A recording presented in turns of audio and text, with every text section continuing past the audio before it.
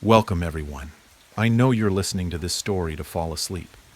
So before we start, make sure to subscribe, like, and comment where and what time you're watching.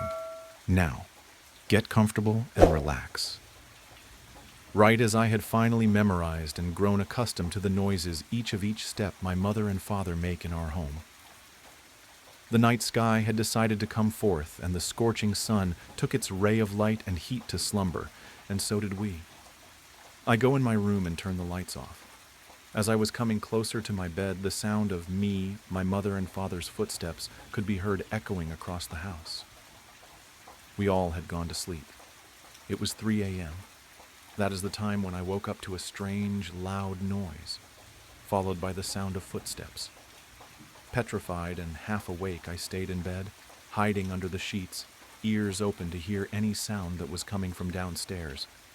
That is, when I realized those were not the footsteps of anyone I know. Realization hit me, followed by fear, and a chilling feeling that gave me the shivers. I could hear him, or her. You can't really tell who or what it was. All you could hear was its footsteps, and that it isn't Mom nor Dad. Knock, knock. My eyes open wide. I am now wide awake, taking a peek from under my sheet. The sound of knocking is at my door, but who could it be? Even though the room was dark, it was almost as if you could even see the door trembling with each knock. Knock, knock. That thing behind the door kept knocking. Me, as I am wide awake now, cowering in fear under my sheets, couldn't even move to answer the door. And to be honest, even if I could, I don't think I'd have the courage to. I could feel my heart sinking, my lungs breathing heavily as fear began seeping into me. Knock, knock. The thing was persistent. Then I look at the time. It was an old clock that has always been in my room ever since we moved in. 3:05 a.m. I look in shock. Only 5 minutes have passed. How can this be? Knock, knock. Driven by shock and frustration, I decide to accept my fate. The paralyzing fear had calmed down, still shivering from the unknown that was waiting for me behind that door. Knock, knock. I hop out of bed, wearing my pajamas. Yes, those pajamas my mom and dad bought me a couple of weeks ago. I was wondering if this is the end for me. Will I ever wear those pajamas again? My hand, cold as ice due to loss of blood circulation in my hand, reaching out for the door handle. The cold breeze in the room from the open window I forgot to close before I went to sleep. My eyes drifting everywhere, wondering what to do. I opened the door, and there it was. A dark, humanoid figure. I was rather young, so at the time I thought it was my dad, since it looked like a man, in his 30s. Foolish little me felt a sense of relief, and at the same time, curiosity. Why could I not tell it was my dad? Why is he just standing there, in the darkness? Many questions, many possible answers. But one thing was clear. That thing was not my father. Little me, so young and foolish, jumps at it, joyfully yelling out, "Dad, Dad, you scared me." Alas, the thing did not respond. Instead, all I could feel was its cold body. It almost didn't even feel like a body, as it was not human, more like a manifestation, a pretender. There was no heartbeat, no breathing. Actually, it did breathe, but its lungs didn't move. It was as if looking at a death person who could breathe and move. Young me at that time had realized that was no human, or at least not one that I was familiar with at my young age. And now that I'm older, I'm sure you and me both realize that there really are no humans like that. Shocked from what I had just witnessed, I rushed to my parents' rooms as I noticed that thing was just standing there, focused on my room. Yet to my surprise, as I reached the stairs, my heart sinks to the floor and my breathing intensifies when I saw it. That thing hiding in the darkness, in the blink of an eye, turned its face towards me. Now that it was facing my direction, you could clearly see the look on its face. It had eyes, but couldn't see, or so I assume, since they were pitch black. It didn't have ears, or at least I didn't see any due to its long black hair. It was no usual hair. It looked almost like clay. It didn't have the physics of normal hair, almost as if looking at a mangled mannequin. I sprint to my parents' room. I hear the thing let out a deafening roar, sending chill down my spine. Tears begin rolling down my cheeks, but I don't stop. I can't stop. Stop running and who knows what will happen. I could hear it, its footsteps as I ran, this time, however much faster. Little me, with his tiny legs, tried the best he could to outrun it. What used to be unknown just minutes ago was now charging at me in efforts to catch me. Heavy breathing was traversing the air, screams were echoing, growling noises were heard, loud footsteps, tear marks on the ground. One little boy and an unknown trespasser who, for unknown reasons and unknown goals, wanted to catch him. There it was, the door. I could feel the sense of hope, and the numerous times I thought to myself, I can do it! I'm almost there! Mom! Dad! I'm almost there! Looking back, the thing was right behind me, glaring at me, growling and reaching out for me. With my last strength I had left, I immediately reached out for the handle, opened the door, and closed myself inside. There I was, lying down, on the ground. I could hear that thing again, knocking. I was so tired and so relieved that I outran it that I had forgotten my sole reason for even coming to this room in the first place. As I was lying down, catching my breath, I noticed a musty smell in the room. Something was wrong.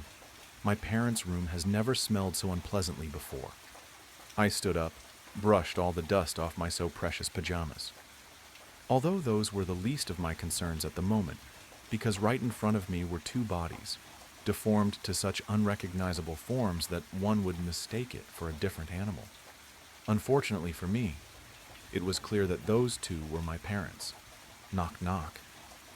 The knocking sound was back, this time more aggressive than before. I panicked. What do I do? It's right there. Mom. Dad. Knock, knock. I start quietly sobbing and decide that if my time has arrived, then so be it. Using my last efforts, I put my cold, shaky hand on my mouth in attempts to be quieter. Close my eyes and lie on the ground with my two parents' bodies on top of me. And then it happened. The knocking intensified, faster and louder than before, till it eventually barged in through the door. My vision was blocked. All I had was my hearing.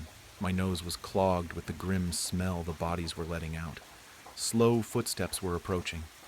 All that was going through my mind was, please don't find me. Please don't find me. The thing, almost as if reading my mind, went out of the room. Next to my parents' bedroom was my dad's office. He always told me to never go in there, for unknown reasons. However, my parents' bedroom was the worst place to hide in at the moment, as it was the last location it saw me in. I crawled towards the office, holding my breath, tears and cries in. You could hear it looking for me upstairs. I gently grabbed the door, which was excruciatingly hard, as I couldn't stop myself shaking in fear. The door opens. Cold breeze hits me in the face, coming from inside the room. You can hear the sound of papers being blown from the wind. I go inside and use my little strength to push some old small couch to the door, in hopes to somehow block it from entering. Although we all know that would never work with a small couch like that. On my dad's desk, you could see his laptop, papers, the pen he was always writing with whenever I used to come here to tell him that Mom's calling us for dinner. I miss my parents so much. I say, I have to make it out of here. I was very young. You would probably suggest to use the laptop to call for help, but we can't just assume I know the password. At the far right corner, I glimpsed a landline phone, the ones that nowadays would be called ancient. I probably got the emergency number wrong a couple of times due to panicking and being unable to keep my thoughts straight. Eventually, I dialed 911 and help was coming. The person on the other end of the line seemed very level-headed and managed to calm me down a bit as I was hiding under my dad's desk. A couple of minutes later, loud noises echo through the walls, and for some time after that, quietness had took over the house. A moment after that, I could hear the sirens of the ambulances and the police cars coming to my home, and I decided to go out of the room and meet them at the entrance.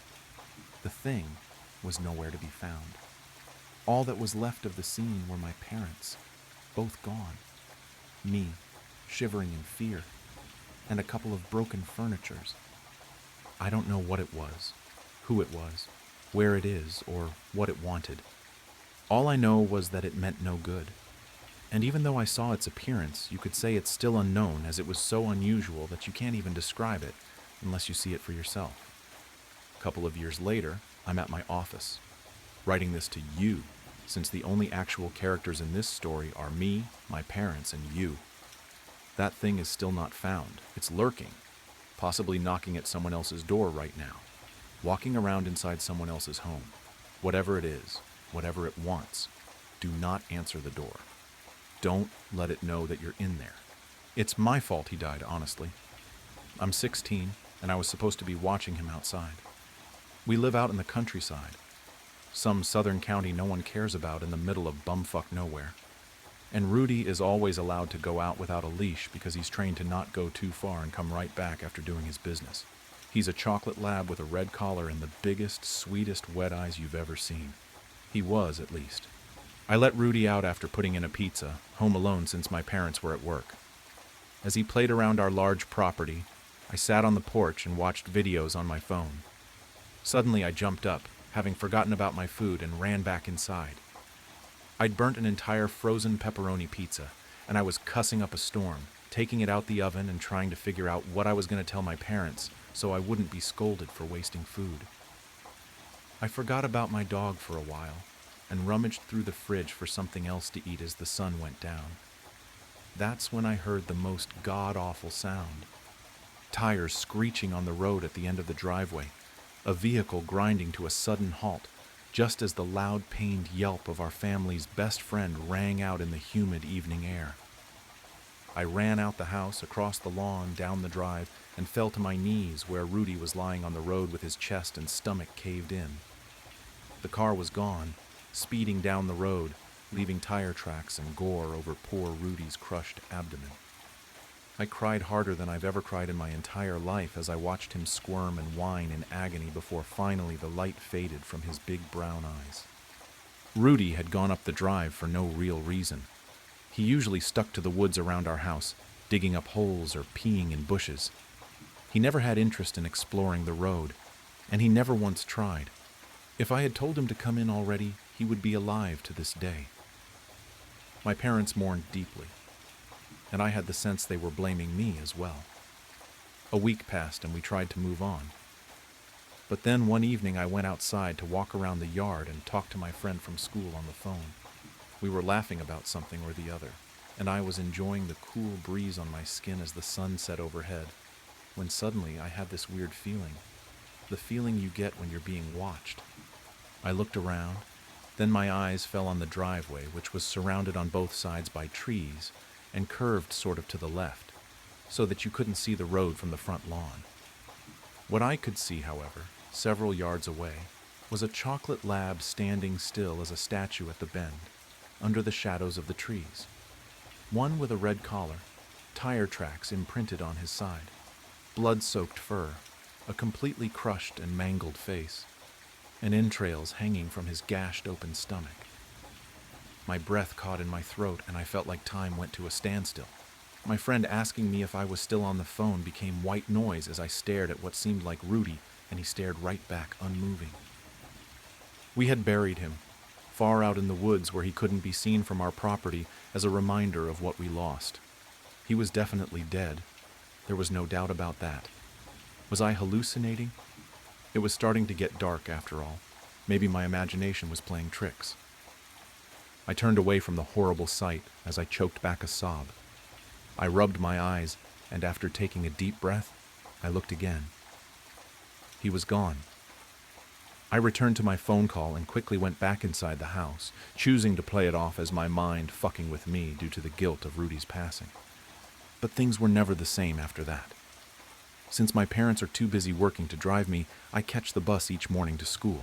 That means walking all the way down our winding driveway and waiting at the spot Rudy was hit for that yellow bus full of obnoxiously loud teenagers to pull up.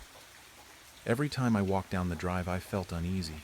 The trees lining the gravel path on both sides blotted out the sun and covered me in shadow.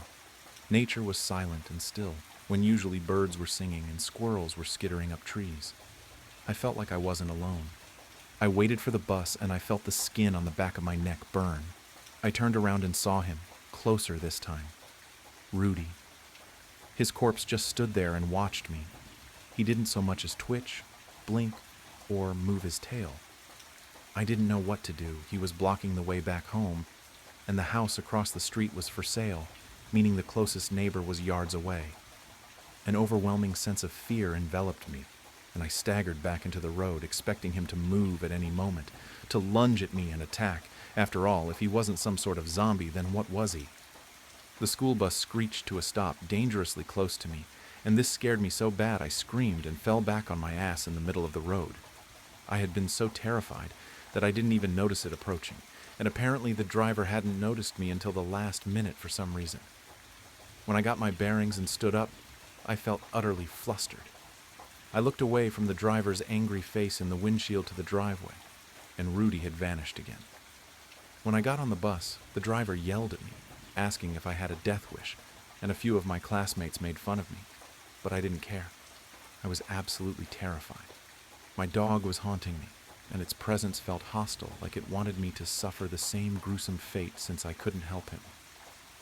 I wasn't able to focus on class at all that day. When the bus dropped me off that afternoon, I stood and waited until it left, then booked it down the driveway. I felt silly, but at the same time I didn't want to be there long enough to see him again. When I ate dinner with my parents that night, I was distant and moody, and my mom noticed.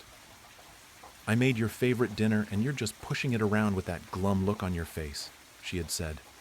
"Honey, what's wrong?" I told her that I was hallucinating Rudy in his post-mortem form at that.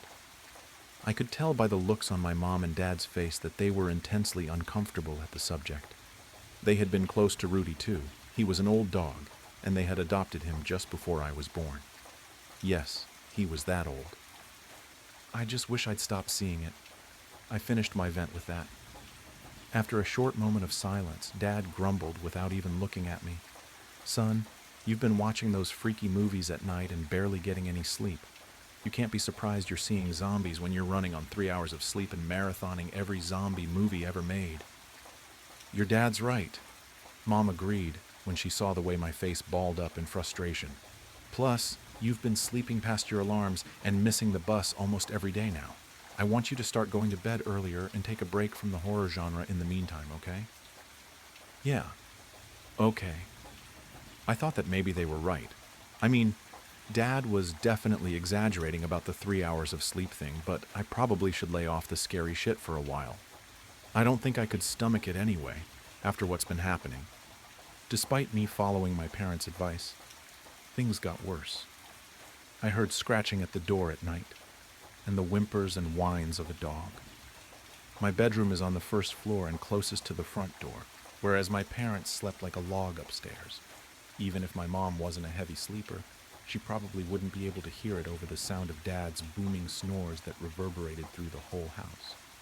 I laid there in bed, too scared to get up and check it out. I knew there shouldn't be any dog out there. As far as we knew, no one around us owned dogs. Still, I told myself a neighbor's dog got out and had snuck into our yard so I wouldn't shit myself. Let me tell you right now, I'm not a horror movie protagonist, I'm a coward, and I'm not the type to go investigating. I run and hide, I don't fight. So no, I wasn't going to creep into the kitchen and peek out the window to see what the hell was pawing at our front door. I did not want to see my dead dog again. But as I listened to Rudy whine and whimper, I thought something sounded off about his voice. I can't describe it. It just didn't sound like him. It was a bit gruff and a little too deep in pitch, like a mockery of our dog. Then again, he was dead, so I understood his vocal cords weren't going to be in good shape. Or maybe his body was possessed by a demon. Either way, the thought of this made it very difficult to fall asleep. Paying attention at school was starting to become harder than ever before as I lost sleep due to this. My grades suffered, and my parents were threatening me with therapy, or grief counseling as they called it. If anyone at school somehow got wind of that, I'd be cooked. I could already imagine what the guys would say. It all came to a head when one night, the scratching and whimpering started up again. I decided that I had had enough and stormed out of bed towards the kitchen.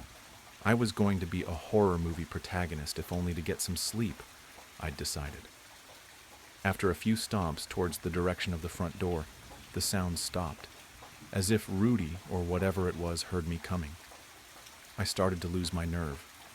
When I got inside the kitchen, I tiptoed to the window and craned my neck to look out at the porch. My blood ran cold. Rudy stood unnervingly still on the porch, facing the window. He looked deader than a doornail, and now that he was closer, I could see his hollowed-out eyes and how his gray tongue hung limply out of his dislocated jaw. I jumped back and yelled, running upstairs to wake my parents. I could barely formulate a sentence as I shook them awake, sweaty and terrified. Dad led the way, wielding a Louisville slugger, and Mom and I stayed at the top of the stairs. A phone clutched tight in her hands in case she needed to call the police. We listened tensely as Dad threw open the door, shouting. However, there were no sounds of any altercation to follow it, just some confused mumbling from him. We met him in the kitchen a few minutes later, and he told me there was nothing out there. "What did you say you saw again?" Mom asked me, looking skeptical. "A man?" "No, not a man," I began. "You said he's out there," Dad snapped. "I meant he, as in Rudy." I watched them give each other looks, my face getting hot as I realized how this looked. "Dylan, we all miss Rudy," Mom said with a sigh. "No, it's not like that," I begged. "He's been haunting me. He shows up." "It's your guilty conscience." Dad cut me off, a mix of frustration and concern on his face. "I have nothing to be guilty about. It was an accident." I ran to my room so they wouldn't see me cry.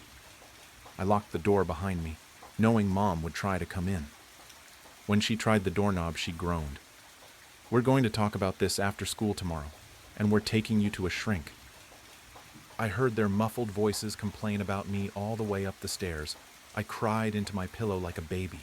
I just missed my damn dog, and I missed having a good night's sleep and not having my parents think I was going crazy. The next day, I was so tired I felt like I could pass out.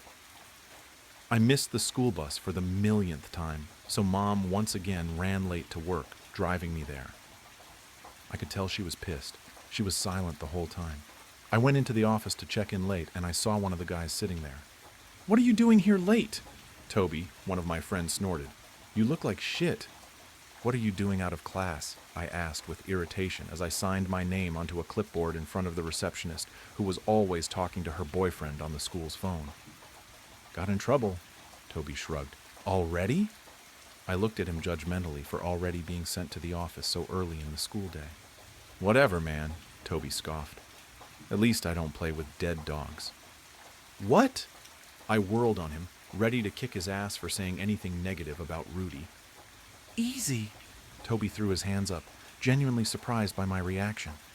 "If you're so sensitive about it, why does your family keep trying to use him as a prank? I mean, you gotta admit it's weird, dude. Alexis rides your bus and she keeps talking about how your dad keeps putting your dog on the end of the road. What's that about anyways? Is he trying to scare them? Does he think they're kindergartners? What are you talking about?" The room felt hot all of a sudden. I was sweating as I tried to connect the dots but couldn't. "My dad is at work every day by the time the bus comes, and we buried Rudy in an empty field somewhere." Toby frowned. "You know, now that I think about it, I saw your dad once, right? He's this big buff guy. Alexis keeps saying it's a skinny guy with pasty white skin and a black hood. So that wasn't your dad moving Rudy around. Didn't you guys get Rudy stuffed, or what's it called, taxidermied?" I stared in silence for a moment as I realized what exactly was going on. What did she see him do? She said today that he came out of the woods and left it there at the end of the driveway. Toby seemed to get nervous as he caught on to how weird the situation was. Then he just smiled as the bus went by. She thought maybe it was some kind of prank to scare the people on the bus, since it was like a freaky taxidermy job. I mean, his guts were hanging out. People don't do that when they get their animals stuffed, though, do they? "We never had him stuffed," I cried out. Everything else happened so fast. I harassed the receptionist into allowing me to call my mom, who then called my dad. My mom came by to pick me up, and we went to the house with the police. They searched everywhere and found that Rudy's grave had been dug up and that someone had been hiding under our house. That's where Rudy's body was found. The man had left him under here when he heard me coming and hid himself in there too. Dad never thought to check under there.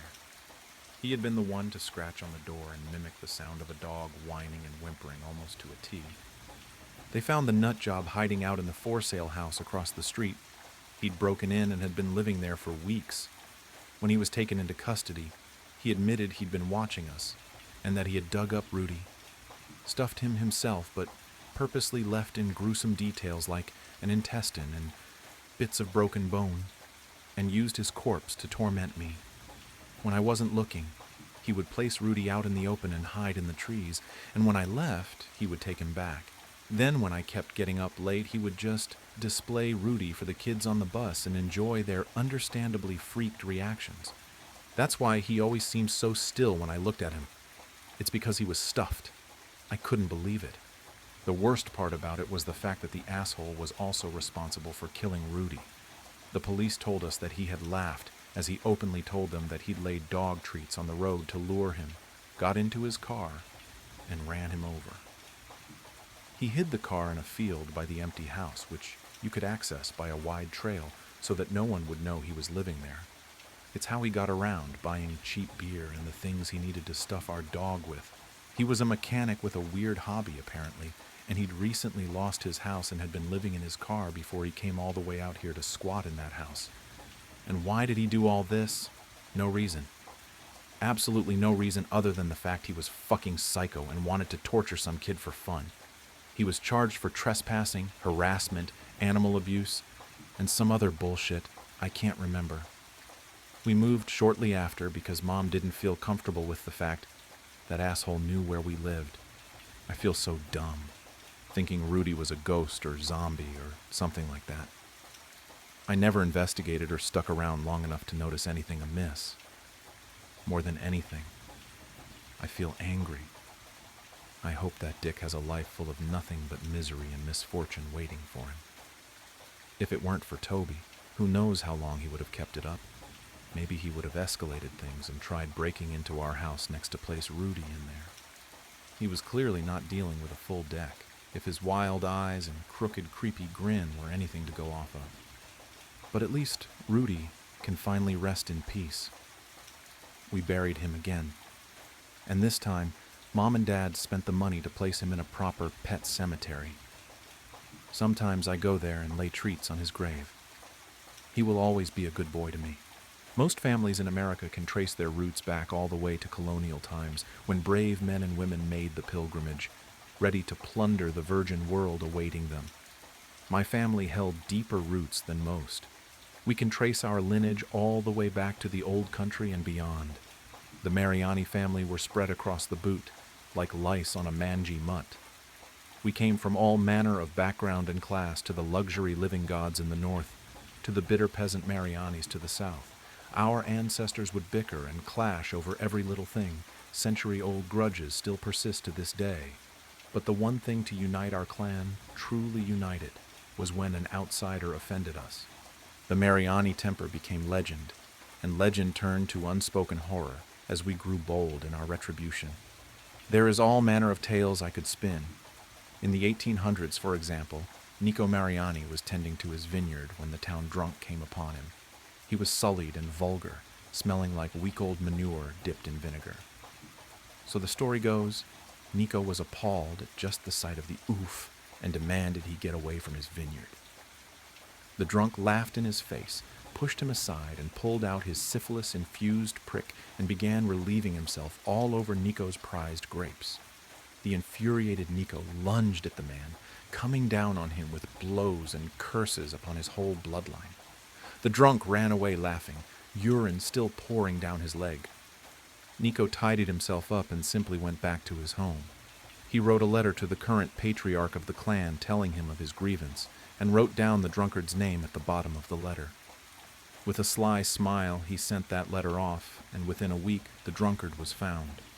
He was entangled in the bushes, thorny roses slitting his dry skin, his eyes bloodshot and full of fear. He reeked of death and piss, and according to legend, his cock was found stuffed halfway down his throat. Thus became the fate of any a man who befouled our family. As word spread, others would keep their distance. Some members of our clan would even be chased out of their villages. Those same towns soon met with unusual fates, storms sweeping through in the night, plague coming down and wiping them all out. Those of the Marani clan would claim that God was on their side. We were simply the chosen family of the nation. These boastful morons were just that. They all knew the truth to their petty revenge. To my knowledge, no one knows for sure how it started. Maybe it was one drunken brawl too many, and measures had to be taken to ensure it would always go in our favor. All I knew is the ledger was held by one member of the clan, the patriarch, and passed down eventually. I had glimpsed it only once. It is a brown, leather-bound tome that reeks of age. It's rather unassuming. One might mistake it for a tattered old journal instead of collection of victims. My father, Vincent, was the current keeper of the ledger. He kept it in a locked box under his bed. We didn't talk about it. Every once in a while he would get a call from some long-forgotten cousin or distant uncle, and a somber look came upon his face. As their petty grievances drone on and on, sometimes he would just sharply cut them off, demanding a name. Then he trudged off to his room and locked it behind him. We didn't see him for the rest of the day. I only know of one time my father wrote a name in for himself. When I was a boy, my mother was killed by a drunk driver. She was jogging in the late afternoon, and a plastered trucker swayed too far to the left and pinned her to a tree. My mother lay splattered on the hood of the gnarled truck as the driver, a man named Arnold, limped away begging for help. He was arrested, of course, but evidently there was some mistake the police made. Something about the chain of custody being tainted, and the case was thrown out. Imagine that, murdering a woman and not even batting an eye after the fact. He never once looked ashamed of his actions. He looked more annoyed than anything, like my mother had just gotten in his merry way. My father was beside himself with grief, of course. I could hear him wailing long into the night as he hid himself away. The various cousins had flocked to our house like gulls, offering sorrow in one hand and a hefty plate of pasta in the other. I didn't think they were callous, it was just their way. My Uncle Tony had clamped a gorilla hand on me and pulled me in, muttering it was going all be okay. His breath had a lingering smell of sambuca and cigar smoke. We were sitting in the living room, our clan chattering amongst themselves, leaving my father to his torment alone. They grieved for her, my mother, I know they did. Yet they treated her wake as one big family reunion. In the corner, I heard some of my Tanner cousins slurring at each other in the tongue of the motherland. In the kitchen, I heard the crazed yet harmonic voice of my Uncle Corrado in the kitchen, serenading his wide-eyed nieces and nephews. Uncle Tony could see the miserable look upon my face and gave me a loving smack in the head. "Hey, don't look so miserable, my boy. Your mother is gone, but the family? It'll always be here for you," he said through puckered lips. "Don't you worry either. That son of a bitch is gonna get his." He warned, a tiger's grin forming on his face. "You mean the—" Uncle Tony cut me off with a finger to his lips and a firm grasp on my back. "We don't talk about it here, Bad Karma. It'll be taken care of. That's all you need to know. Let me ask you something, though. How does it work?" I whispered to him, leaning into the man despite wafts of drink and bad cologne emitting from him. "Suppose you'd have to ask your pop about that," he said after a moment. He took a sip from his drink, a long one. "Have my theories, of course. We all do," he admitted quietly. I perked up at this. To be honest, I always just assumed someone within the family took care of things, I admitted uneasily. This got a hearty laugh out of Tony. "Christ, kid, you think we're a—" He tapped his nose. "No, come on, we're a lot of things, but we're an honest bunch. We ain't connected like that," he stated plainly.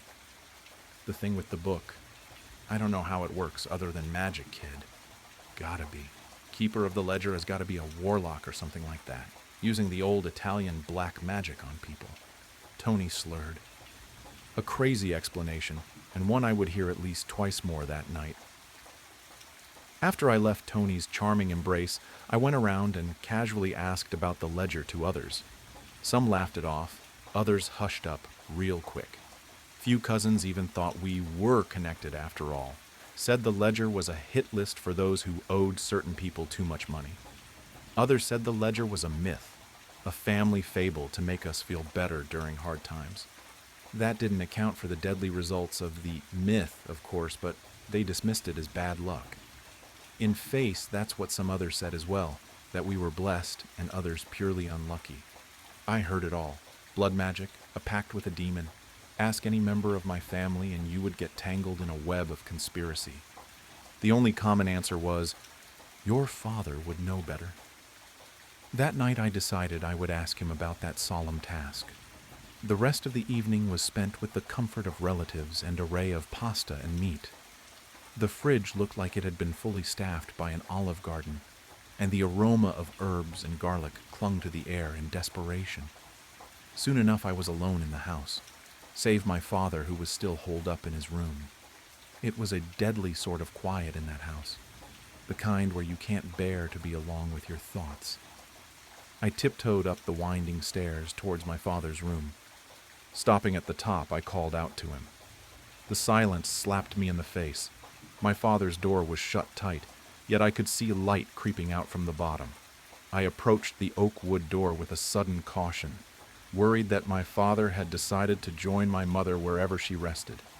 I crept towards the door like an unwanted intruder, and to my surprise it creaked open ever so slightly.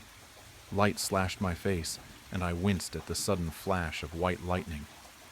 I peeked inside and stood frozen at the impossible sight before me. My father sat on his bed, clutching his silk sheets like his life depended on it. His head, frosty with age yet full of hair, was titled upward. His eyes had seemed to roll back into his head, his ghostly whites looking out into nothing. My father was engulfed, embraced by a massive pair of feathered wings. The feathers shined bright in the dark, like diamonds shooting out the most blinding light imaginable. The angelic wings were attached to a massive yet slender figure kneeling down behind him. It had to be 9 feet tall as is. I couldn't imagine how large it was standing up. It had flowing golden hair, each strand as bright as a 24-carat star. It dangled its arms over my father's shoulders, like it was straddling an old friend. The arms had these circular growths on them, oval-shaped yet glassy. It was only when I saw the being's face did I realize what those growths were. The being had soft eyes, 8 pairs of them on the face. I could make out no nose or mouth. The being simply had eyes all over. They were white with golden iris placed perfectly in the center, like it had been sculpted by a master craftsman. The longer I looked at this being, the less frightened I became. My fear slowly melted away and was replaced by a soothing voice in my head. It simply told me, "Be not afraid." It was an androgynous voice, yet I swore I could hear the silky tones of my mother's voice in it. I clasped my mouth as tears started to form, yet I knew not why. The eyes on the celestial's arms began to awake, and I felt their curious views on me. The being tilted its head towards me, studying me. That uneasy feeling began to return, like I had seen something I shouldn't have. "Go now, child," the voice commanded softly. "It is not your time yet." The voice was sympathetic, yet oddly harsh. My father stirred slightly, and the being turned its attention back to him, soothing his strained mind. I backed away from the door, my eyes aching from the glow.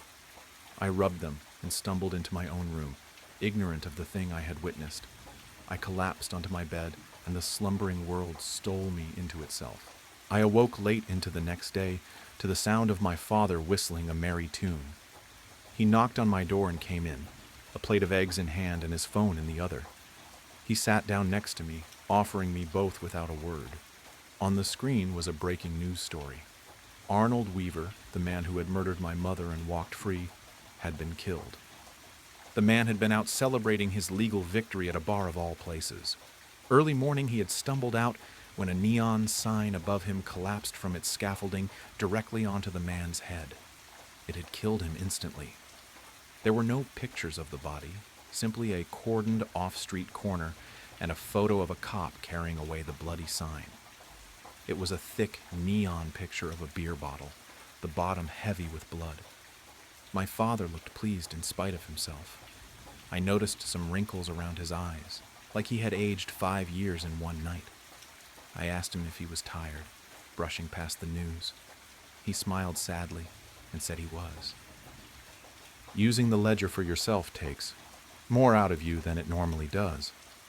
But it was worth it, he explained. Dad, I looked into your room last night and I began eagerly, but taking one look into my father's eyes was all I needed to clamp shut. Don't worry about that just yet, Leo. I heard you were asking everyone at the wake last night. He spoke softly. I'll tell you all you need to know for now. The ledger was a gift to our family generations ago. It was meant to protect us and avenge us when it failed. Of course, you've heard some of the things your cousins have asked for. That man at Cousin Sarah's job who got the promotion over her, for example. He scoffed, then winced at the memory. The keeper cannot refuse a request, you see, no matter how abusive the use of its power can be. It takes a part of you every time, Leo. My father died young, as his before, and I'm sure I will as well. There we shall be judged, and I just hope they will look upon us with mercy. He grasped my hands. Do you understand what I'm telling you here? I nodded my head, and to be honest, even now I don't fully grasp it. He accepted my lie, and we went about our days like nothing had happened. This was 6 years ago now, and today is the day I buried my father. It was an aneurysm, or so I'm told. It came for him while he was sleeping. Probably didn't even feel it. We should all be so lucky, my Uncle Tony had said as he gorged himself on wine and pasta. A man pulled me aside during the funeral and explained my father had left me a locked box and a small sum of money as part of his will. He had the box in hand, and I didn't even have to open it. I tucked it away in my coat jacket and thanked the man, who disappeared into the crowd. I felt ill after that and started to leave. An arm caught me as I was out the door. I turned to see my Aunt Rita, her chalky face hidden by a vial of sorrow. She followed me to my car, saying how sorry she was Vincent had passed and how it was the cherry on top of her week. There was new neighbor at her condo, you see. She was young and taken to partying late into the night. Sometimes it would be 10, even 11 p.m. before the music finally died down. She said she wished Sarah Larson had never moved next door to her. She gave me a cold look as she said that, and a peck on the cheek as she said her goodbyes. I just stood next to my car, a sinking fear in my chest I hadn't felt in 6 years. So now I sit in my room, ledger in hand. I stare at the thousands of names etched into this tome. The paper has become cracked and wrinkly. It reeks of mothballs and dust. I have just finished adding the newest name, and now I wait, I suppose. I await the coming of the being, this guardian that has watched our family squander its power over petty grievances. My father was right in the end. I can only hope we aren't judged too harshly. Until very recently, I was a project manager for the Department of External Intelligence, a government organization tasked with probing the boundaries of human consciousness and unraveling mysteries beyond the paranormal. The things I have witnessed far exceed our expectations of the universe and shouldn't remain hidden, even if the truth is horrific. If you are reading this, I am so sorry for what is to come. When I was younger, my parents pushed me hard for good grades. Giving me the life they never had seemed to be their only duty, even if it meant that my childhood suffered. And I gave them what they wanted: the best marks in school, the hope of a successful career, and lots of money.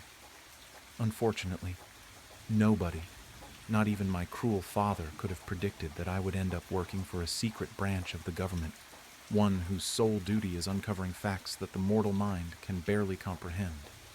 I started as a data analyst, but the executives soon realized that my skills could be better used elsewhere. It took just a few tests for me to be introduced to the psychical experiment sector, aimed at identifying uses for psychic phenomena. I was deemed to have special abilities and was told I could tap into a realm that few humans could. For a while, I was an agent for remote viewing. Essentially, my mind was used to spy on foreign nations. With some meditative steps, I was able to visualize complex environments and assist our army in pinpointing the locations of enemy bases. Was this ethical? I don't know, but it provided me with a sense of accomplishment, so I continued to do it. The more important I became in my job, the more I had to hide from my family and friends. My parents died thinking I was a pencil pusher for the government, and the few relationships I've had have remained short due to my secret life. The longer I've stayed with the department, the more information I have been given. But it was only once I became appointed as a project manager that I learned details that, if leaked, would change the world forever. I'm sure you have noticed the increased sightings of UFOs, or UAPs, in recent years. Their frequency has been at the center of my new position in the department. You see, these aren't vehicles piloted by little green men, they are beings themselves. Classified internally as seraphs, these entities have been visiting us for centuries.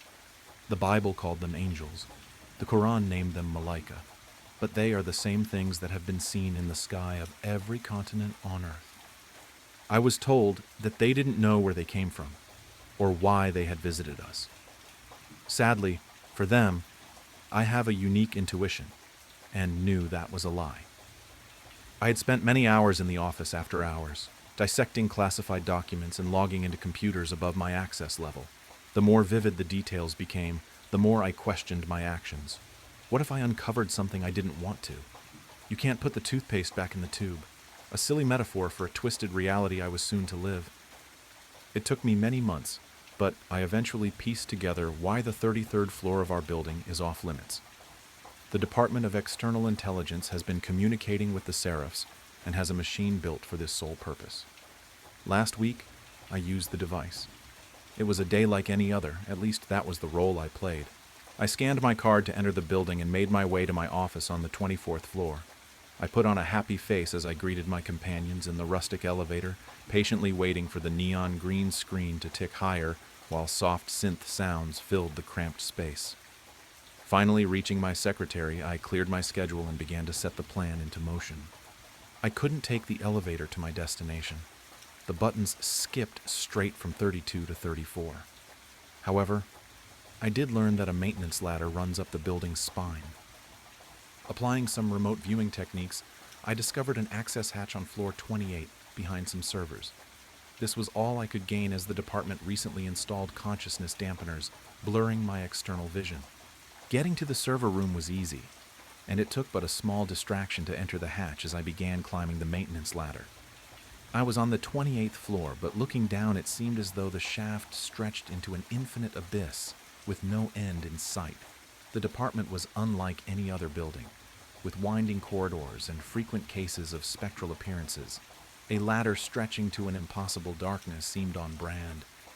Entering the 33rd floor took some time, but with some minor effort, I was in the sector that only executives had access to. Standing in what appeared to be a reception area, the silence of my new environment startled me. I expected a welcoming party, but was met with nobody at all.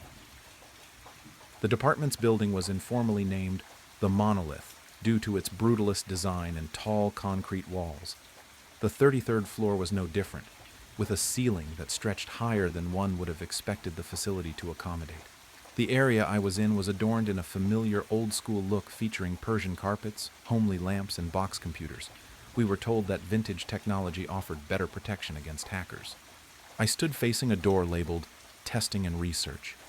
It seemed like the sign I needed, so I swiftly made my way through. Presented with a long corridor, I knew that my goal stood at the end. Walking past the many doors to my left and right, I saw what appeared to be ancient symbols. The sounds I heard from each of them were almost indescribable. Some seemed like soft moans, while others appeared to be painful screams. I have no idea what was being done in these rooms. The double wooden doors at the end of the corridor clashed with the concrete surrounding it, but I suppose this was another example of the department's unique style. Before I swung the doors open, I noticed the digital camera in the corner. I had surely been caught, so there was no time to waste. To say I was shocked by what I saw would be an understatement. I had expected a massive machine with tubes and towering screens. Instead, the room contained only a leather couch facing a bulky CRT TV perched on a wooden stand. There was nothing else. No furniture, no monitoring equipment, just an outdated entertainment setup in a cold concrete space. I edged closer and saw a remote resting on the couch. Surprisingly, there were no numbers, and the only button was a round red one for power. I had come this far, so I did the only thing that made sense. I sat on the couch, pressing the button. Bursting alive, the ocean of static flooded my mind, and it became clear that this was the machine I was after. It's hard to describe, but I felt as though I entered a state where time had no meaning. That's when I realized I wasn't alone. A seraph was there with me. I could sense them. It didn't speak words, yet I understood what was being communicated. Closer to a feeling, information appeared in my mind as though I manifested it, but I knew it was foreign. It was as though the seraph spent a few moments within my skin. At first, I asked my pre-planned questions. I wanted to know where it came from and why it was visiting Earth. I quickly learned that languages developed by humans are a prime illustration of our insignificance in the universe. This is the best way I can put it. If you think about a house, with every room being a planet, we can move from one room to another, a crude metaphor for space travel. If we are sitting in the living room, the seraphs have always been here, in a place that occupies the same space but in reverse, mirrored dimensions, two areas next to each other, but because they are back to back, one doesn't notice the other. The seraph told me that the reason that so many of them have decided to visit us is that they are partaking in a great harvest. They have made their way through many universes, and now it was our turn. Human souls hold special meaning in their existence, and it is only through our death that they can be harvested. Through it all, I had no fear. The seraph comforted me and guided me along each stage of the conversation. It whispered wise truths and made me feel as though my normal life had been but a dream compared to true reality. With my mind barely comprehending the secrets I had learnt, the TV zapped off, leaving a brief imprint of static as it slowly turned pitch black. I had been told too much, perhaps more than I wanted, and so I ran to the door. By the time I had reached the floor's hatch, 2 department officials were already there to arrest me. Their voices appeared calm, yet their grip on the concussion devices remained firm. They had a clear intent to take me down with whatever force was necessary. What happened next, I don't remember. It seems as though a few minutes were wiped from my memory. I recall putting my hands behind my head in surrender. When I came to, my hands gripped the jagged edge of a broken lamp, with corpses slumped at my feet. 2 dead bodies lay before me, mangled into a portrait of ripped flesh. I had to escape. I would surely be locked up for something I don't remember doing. Diving into the maintenance hatch, I flew down the ladder as quickly as I could, racing out of the building while trying to hide the blood on my clothes. I believe some people saw the stains, but they could have just as easily been staring at a madman running through a government facility. I am writing this message on a library computer. I dare not go home, as I will surely be found there. On the run for 7 days now, I don't know what is going to happen, but the world deserves to know the truth. Great pain and mass deaths are coming. I know this because the seraph has continued to talk to me, giving me instructions for the coming months. I refused to die, and so I made a deal. I will help them. I will be a harvester in human form. In return, they will ensure that my soul remains eternal. My whole life I have been controlled by my father, by the department. But this pact was mine to make. For the first time in my life, I felt powerful. If you are reading this, I am so sorry for what is to come. Hold your loved ones tight and enjoy the time you have left. We will find you. You cannot hide forever. The chill began not with a scream, but with a laugh. A goofy, carefree sound from the depths of my own head. I sat up in bed with a jolt, wrapped in my blankets, the digital clock blinding me with 3:17 a.m. My skin was slick with sweat. Just a nightmare, I reassured myself, coaxing my racing heart to calm. But the laugh remained, an echo of something wrong. Morning came, tinting the sky with shades of bruised purple and tentative gold. I dragged myself from bed, the lingering fear holding on to me like cobwebs. Coffee, black and powerful, was my sole protection from the insidious fear. My phone vibrated. A message from Mom. "Don't forget Mark's birthday dinner this evening. He's really excited to see you." Mark? The name scratched at the back of my mind. An itch I couldn't quite scratch. "Who's Mark?" I texted back, a flicker of confusion igniting in my chest. The reply was instant. "Don't be silly. Mark, you're practically brother. You've known him since you were a kid. Don't tell me you forgot." She even threw in a laughing emoji, as if this was some grand joke. But it wasn't a joke. I didn't know Mark. Not even a shard of recognition glimmered in my mind. "Mom, I'm serious," I typed back, my fingers shaking a little. "I don't know who Mark is. I've never met anyone by that name." She didn't answer. Panic scratched at my throat. I sprinted to the bookshelf, yanking out photo albums, their covers cracked and worn. Birthday parties, Christmas mornings, school graduations, the milestones of my life in grainy photographs. And there he was, Mark, a steady figure, a smiling face in the periphery of every milestone. He was tossing a football with me at my 10th birthday, shoulder to shoulder with my sister at my high school graduation, even raising a glass at my 21st birthday party. He was everywhere, but I didn't remember him at all. Desperate, I moved. I took my keys, a sense of panic driving me in circles in my mind. My sister, she'll remember, my best friend. They'll recognize that this is not right.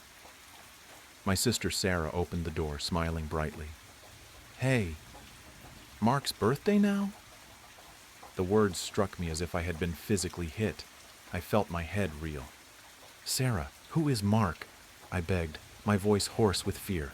"I've never met him. This doesn't make any sense at all." She looked at me, her smile wavering. "What are you talking about?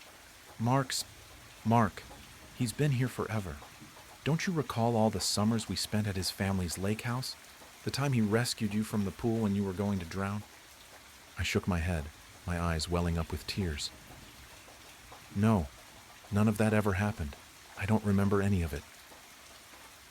I stared at my good friend Chloe, hoping and praying she'd explain to me that Sarah was joking, playing some vicious trick on me. Chloe merely gave me a blend of concern and puzzlement, though. "Are you okay? You've seemed really out of it today. Of course you know Mark. He's pretty much part of the family." We stuffed into Chloe's car, Sarah and I in the back, Chloe behind the wheel, the silence heavy with unasked questions. My head spun, attempting to get a handle on what was occurring. Closing my eyes, I struggled to remember my childhood, to find some shred of evidence that Mark was ever in my past. Nothing. Then a flicker, a burst of images, broken and confusing. Me laughing with Mark, keeping secrets beneath a starry night sky, walking hand in hand. Memories that weren't my own. Memories being implanted, jammed into my mind. It was as if I was seeing a warped movie reel, pieces of another life I'd never lived imposed on the life I knew. A tide of sickness spilled over me. I gasped, grabbing at my head, the implanted memories threatening to engulf me. We got to Mom's place. I stumbled out of the vehicle, my legs leaden. I needed evidence.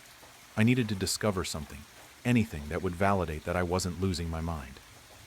I rushed to my former bedroom, dodging Mom's cries, and furiously started up my computer.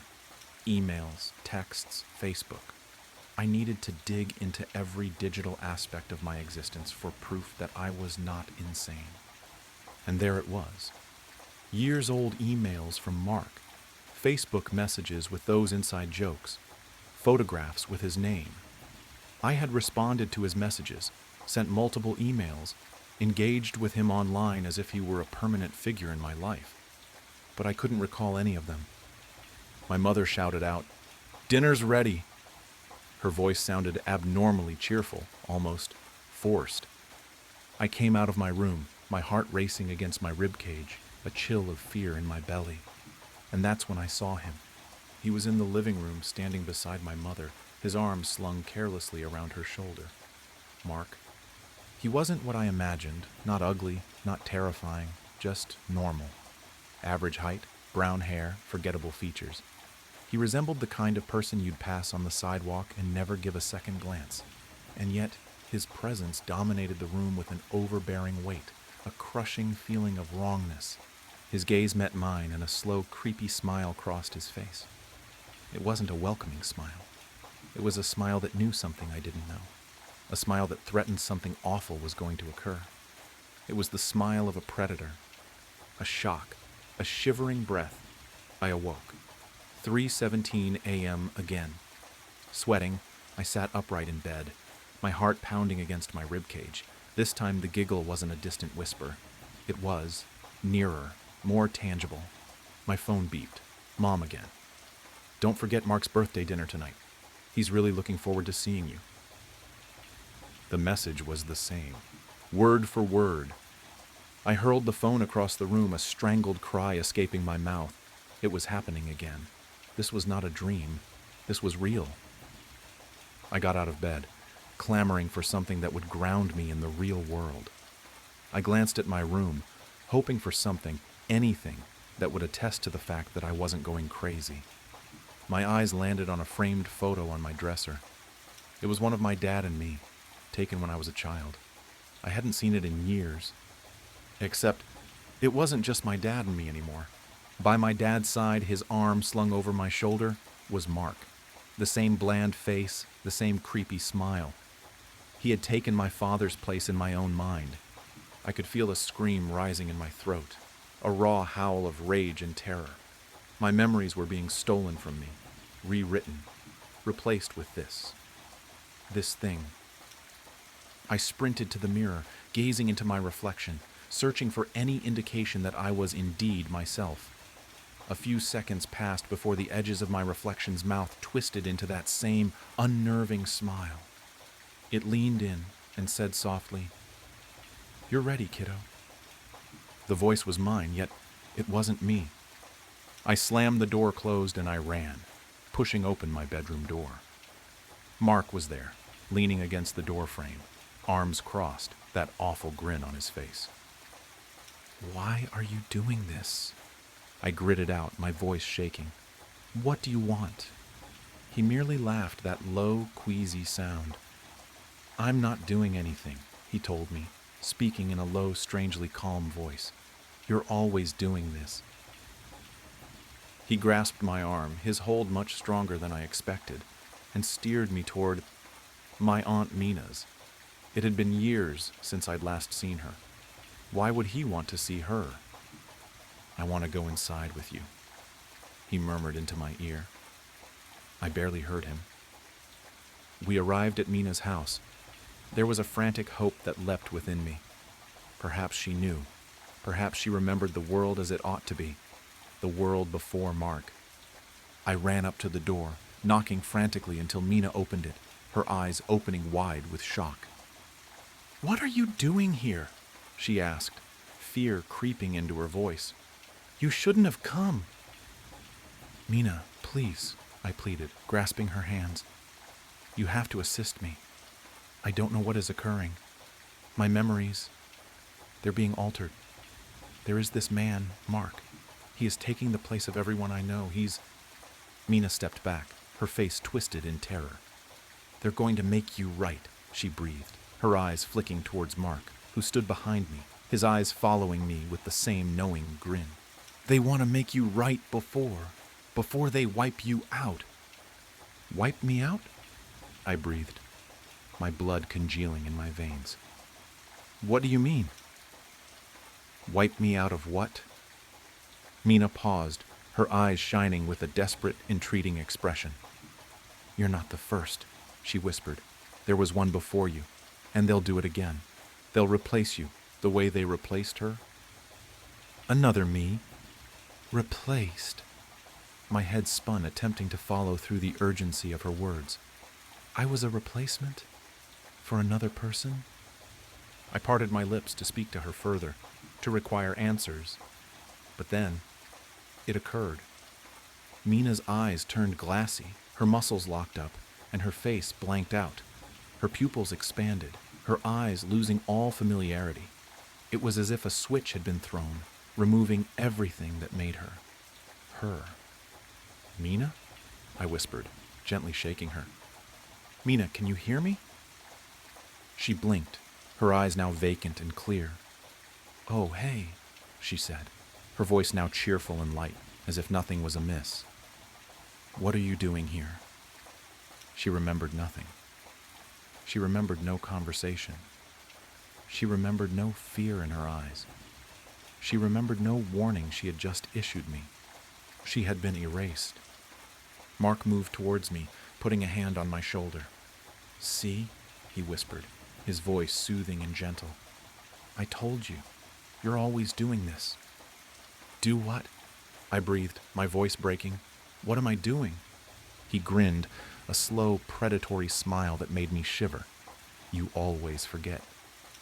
Celine, I'm going to start the story by saying that you should always be careful when running, even if it is in a popular place, or even if you have ran the trail a dozen times. It's always important to be aware of your surroundings.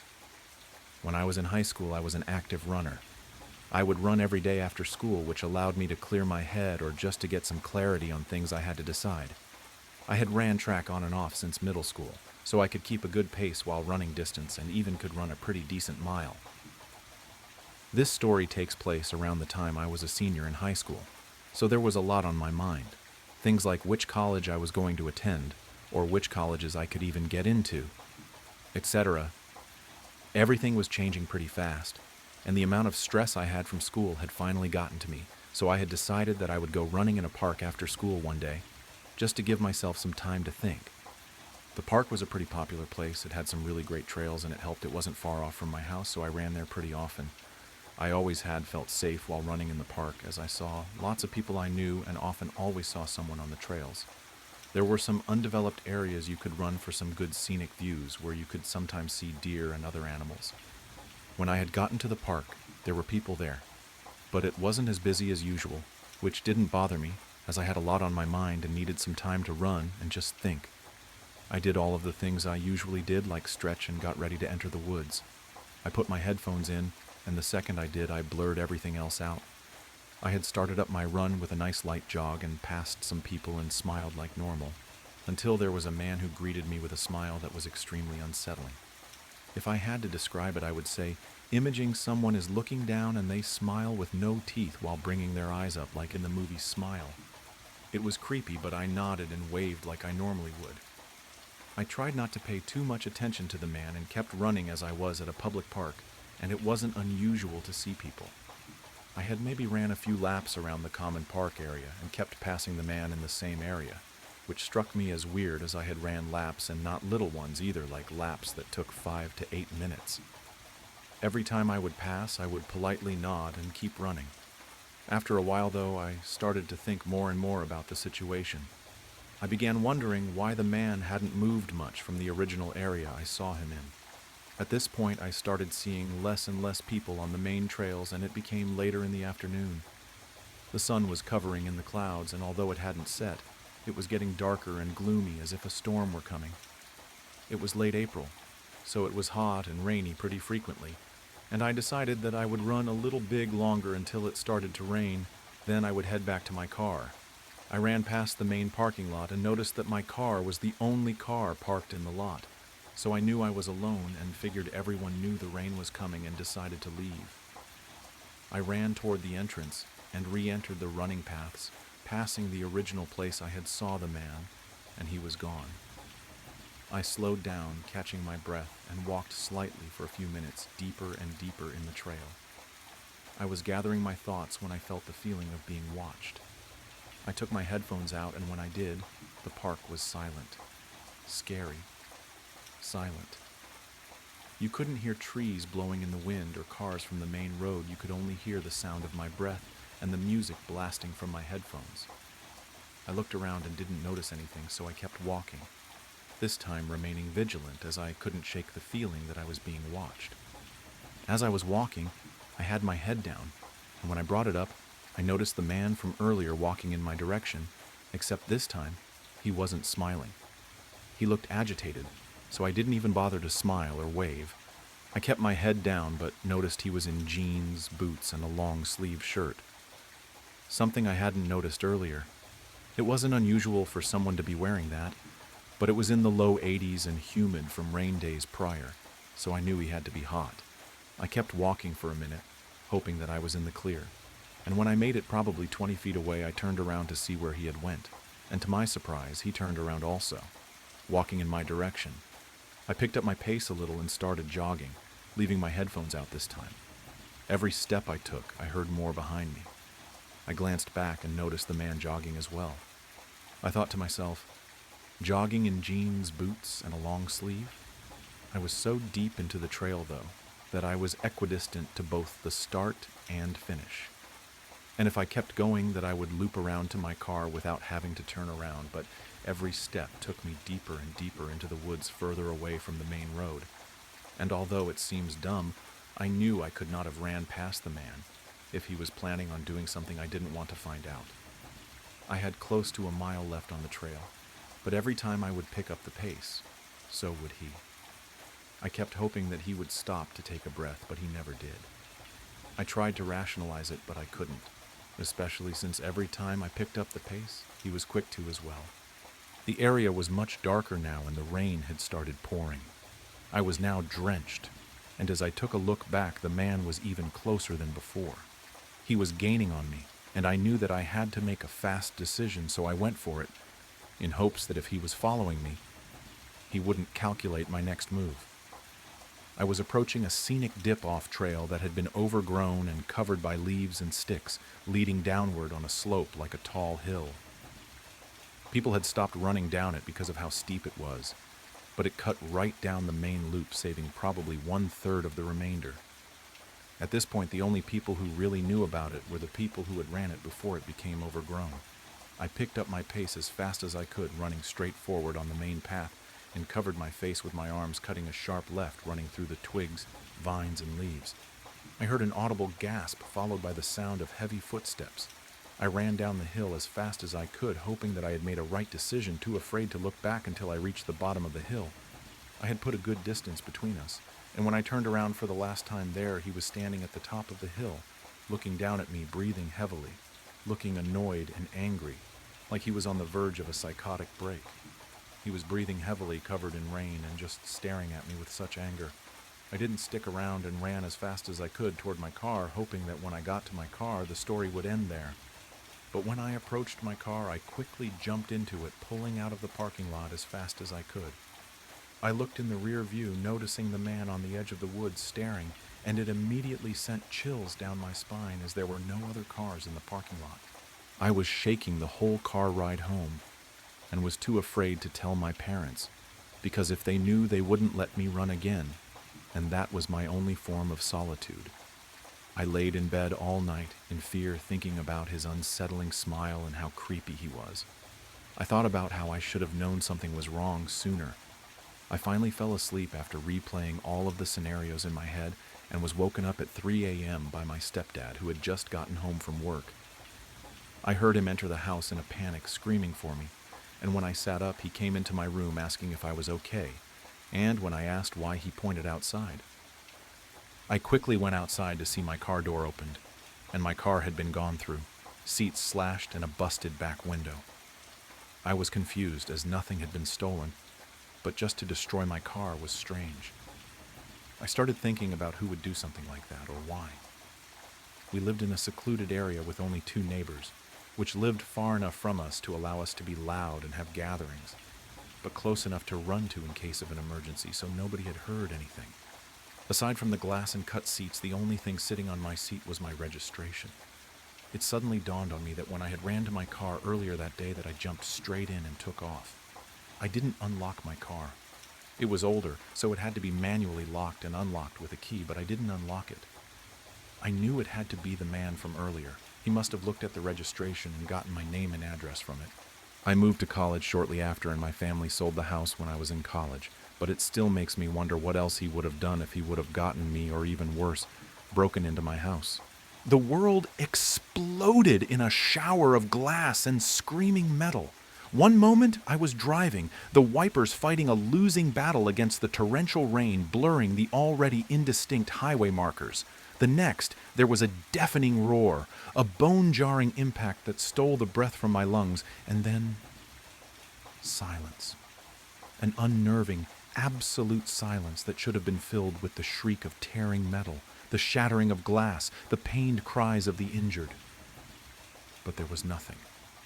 Only a suffocating stillness, broken only by the rhythmic thump of my own pulse, a frantic drum against the sudden, unsettling quiet. My head throbbed, a dull ache that pulsed in time with the frantic beating of my heart. I tried to move, to assess the damage, but my limbs felt heavy, unresponsive. Slowly, tentatively, I opened my eyes. The interior of the car was a mangled mess. Twisted metal clawed at the darkness. Shards of glass glittered like malevolent stars scattered across the crushed dashboard. Rain poured in through gaping holes in the roof, slicking the already sodden fabric of my seat. The air smelled metallic, acrid, like blood and burning rubber. Yet I felt nothing. No searing pain, no broken bones, not even a scratch. It was utterly surreal. I should be bleeding, screaming, possibly unconscious. Instead, I was remarkably intact, sitting amidst the wreckage of a catastrophic accident, experiencing only a dull throbbing in my head and a rising tide of disorientation. The silence was the most unsettling aspect. The absence of sound was more terrifying than any scream. It was a silence that pressed in, suffocating, amplifying the disquiet. It was as if the very fabric of reality had been ripped apart and then hastily stitched back together, leaving this grotesque, silent void in its wake. I pushed against the wreckage, forcing myself to sit up. My body ached, but the pain was negligible, a dull pressure that didn't match the severity of the crash. I looked around. The highway stretched before me, a dark, rain-slicked ribbon winding into the night. There were no lights, no other cars, just the relentless downpour and the crushing weight of the silence. I was utterly alone, isolated in the heart of this metal tomb, surrounded by the wreckage of what should have been a fatal accident. A terrifying, perfect solitude. Fear, cold and sharp, began to claw its way into my consciousness. This wasn't right. It wasn't supposed to be like this. Accidents like this resulted in casualties, injuries, chaos, and noise. Yet here I was, miraculously unharmed, adrift in a sea of silent destruction. The incongruity of it all was deeply unsettling. The dissonance between the catastrophic reality of the mangled car and my own unscathed body, a gaping chasm that threatened to swallow me whole. A feeling of unreality, of profound wrongness, settled over me like a shroud. The rain continued to fall, washing over the wreckage, blurring the already indistinct shapes around me. I tried to focus on the details, to ground myself in the reality of the situation, but the silence persisted, a constant, ominous presence that heightened the sense of unreality. It was like a suffocating blanket, muffling everything, even my own thoughts. The world felt strangely muted, as if I were watching a scene unfold from behind a thick sheet of glass. Or perhaps I was already behind that glass, separated from the world by a silent, impenetrable barrier. I eventually managed to clamber out of the crushed vehicle, the metal groaning in protest under my touch. The rain continued its relentless assault, plastering my clothes to my body, soaking me to the bone. The ground beneath my feet was a mixture of mud and broken glass. Each step I took sent a shiver down my spine, a visceral reminder of the horrific event that should have left me shattered. Yet here I was, eerily intact. As I stumbled away from the wreckage, I caught a glimpse of myself in the reflection of a shattered car window. My face was pale, drawn, etched with the shock of the near-death experience. But there were no cuts, no bruises, No blood. Not even a single scratch. My skin was flawlessly smooth, unblemished, a stark contrast to the brutal reality of the scene surrounding me. The realization slammed into me with the force of a physical blow. Something was deeply, horribly wrong. More than wrong. Impossible. This wasn't just an accident. It was something else. Something far more sinister. Something beyond comprehension. The implications hung in the air, heavy and suffocating, and my heart began to pound in my chest once more. This time not with the shock of the impact, but with a terrifying sense of impending doom. The silence remained, a constant, chilling companion, a stark testament to the unsettling and impossible nature of my survival.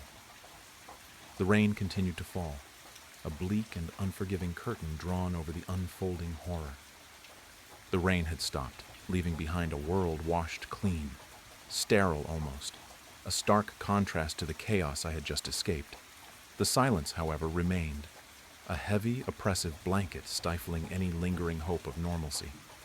I ran a hand over my cheek, expecting the rough scrape of gravel against my skin, the sting of a fresh wound. My fingers encountered only smooth, flawless skin. The memory of the searing pain, the impact, the feeling of being crushed, all impossibly vivid, were juxtaposed against the cold, unblemished reality of my own body. Where were the abrasions, the cuts, the bruises that should have been decorating my skin like grotesque tattoos? There were none. My skin was flawless, an unsettling testament to something beyond explanation. Panic, raw and visceral, threatened to overwhelm me. I examined my arms, my legs, every inch of my body, searching for some physical sign, some evidence to confirm the horrific reality of the accident. But my skin remained strangely pristine, untouched by the carnage I had just survived. It was as if the accident had happened to someone else, a spectral twin, leaving me untouched, an anomaly, a ghost in my own life. The thought twisted in my gut, icy and sharp, a constant reminder of the impossible truth. The rational part of my brain screamed for an explanation. Maybe it was shock. Maybe the rain had washed away any superficial injuries. Maybe I was hallucinating. But the mangled wreckage of the car, the persistent silence, the chilling absence of any physical trauma, all these facts contradicted the possibility of hallucination. This wasn't a dream. This was an impossible reality, a nightmarish paradox that defied all logic. And the silence. Oh, the silence. It was the most terrifying aspect, a constant, chilling presence that amplified every unsettling detail.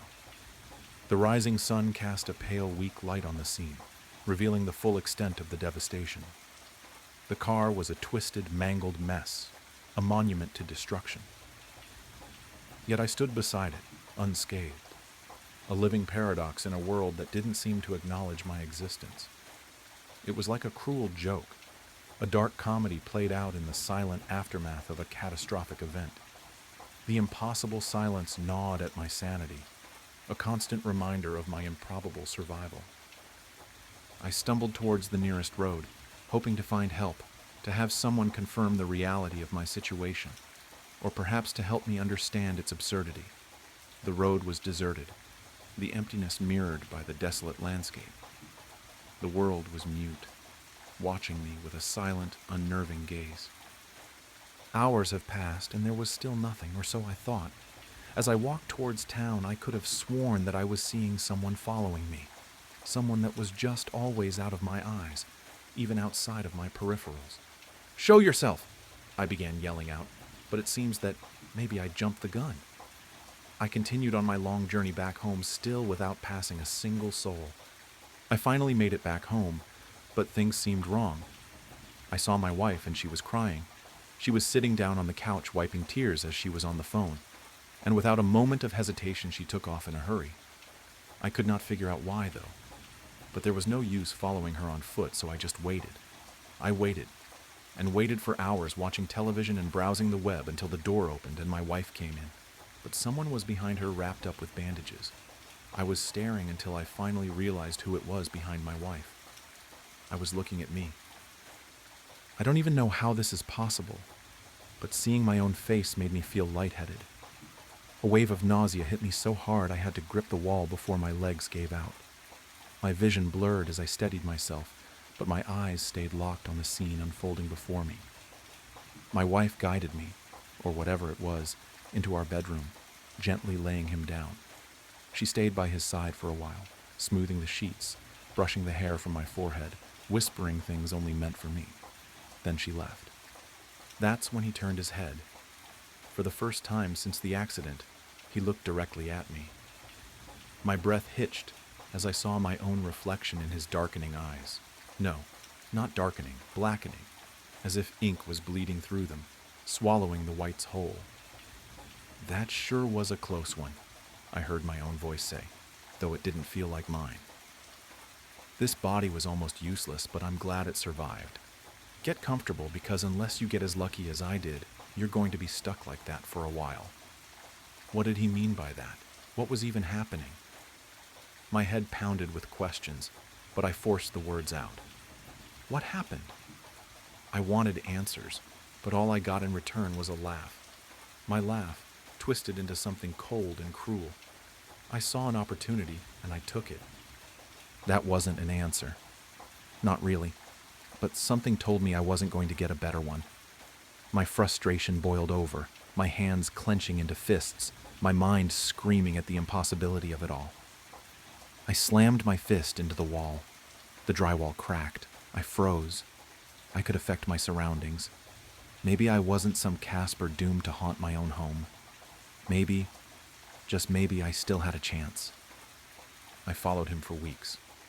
I watched as he ate my food, used my computer, spent time with my wife. I watched as he walked into my job, smiled at my co-workers, laughed at their jokes. He slipped into my life with sickening ease, and no one, not a single person, questioned it. But something else was happening. At first, it was just flickers at the edge of my vision, little blurs that vanished when I tried to focus on them. Then they became more defined. Shapes, figures, moving in the dark corners of rooms, just out of reach.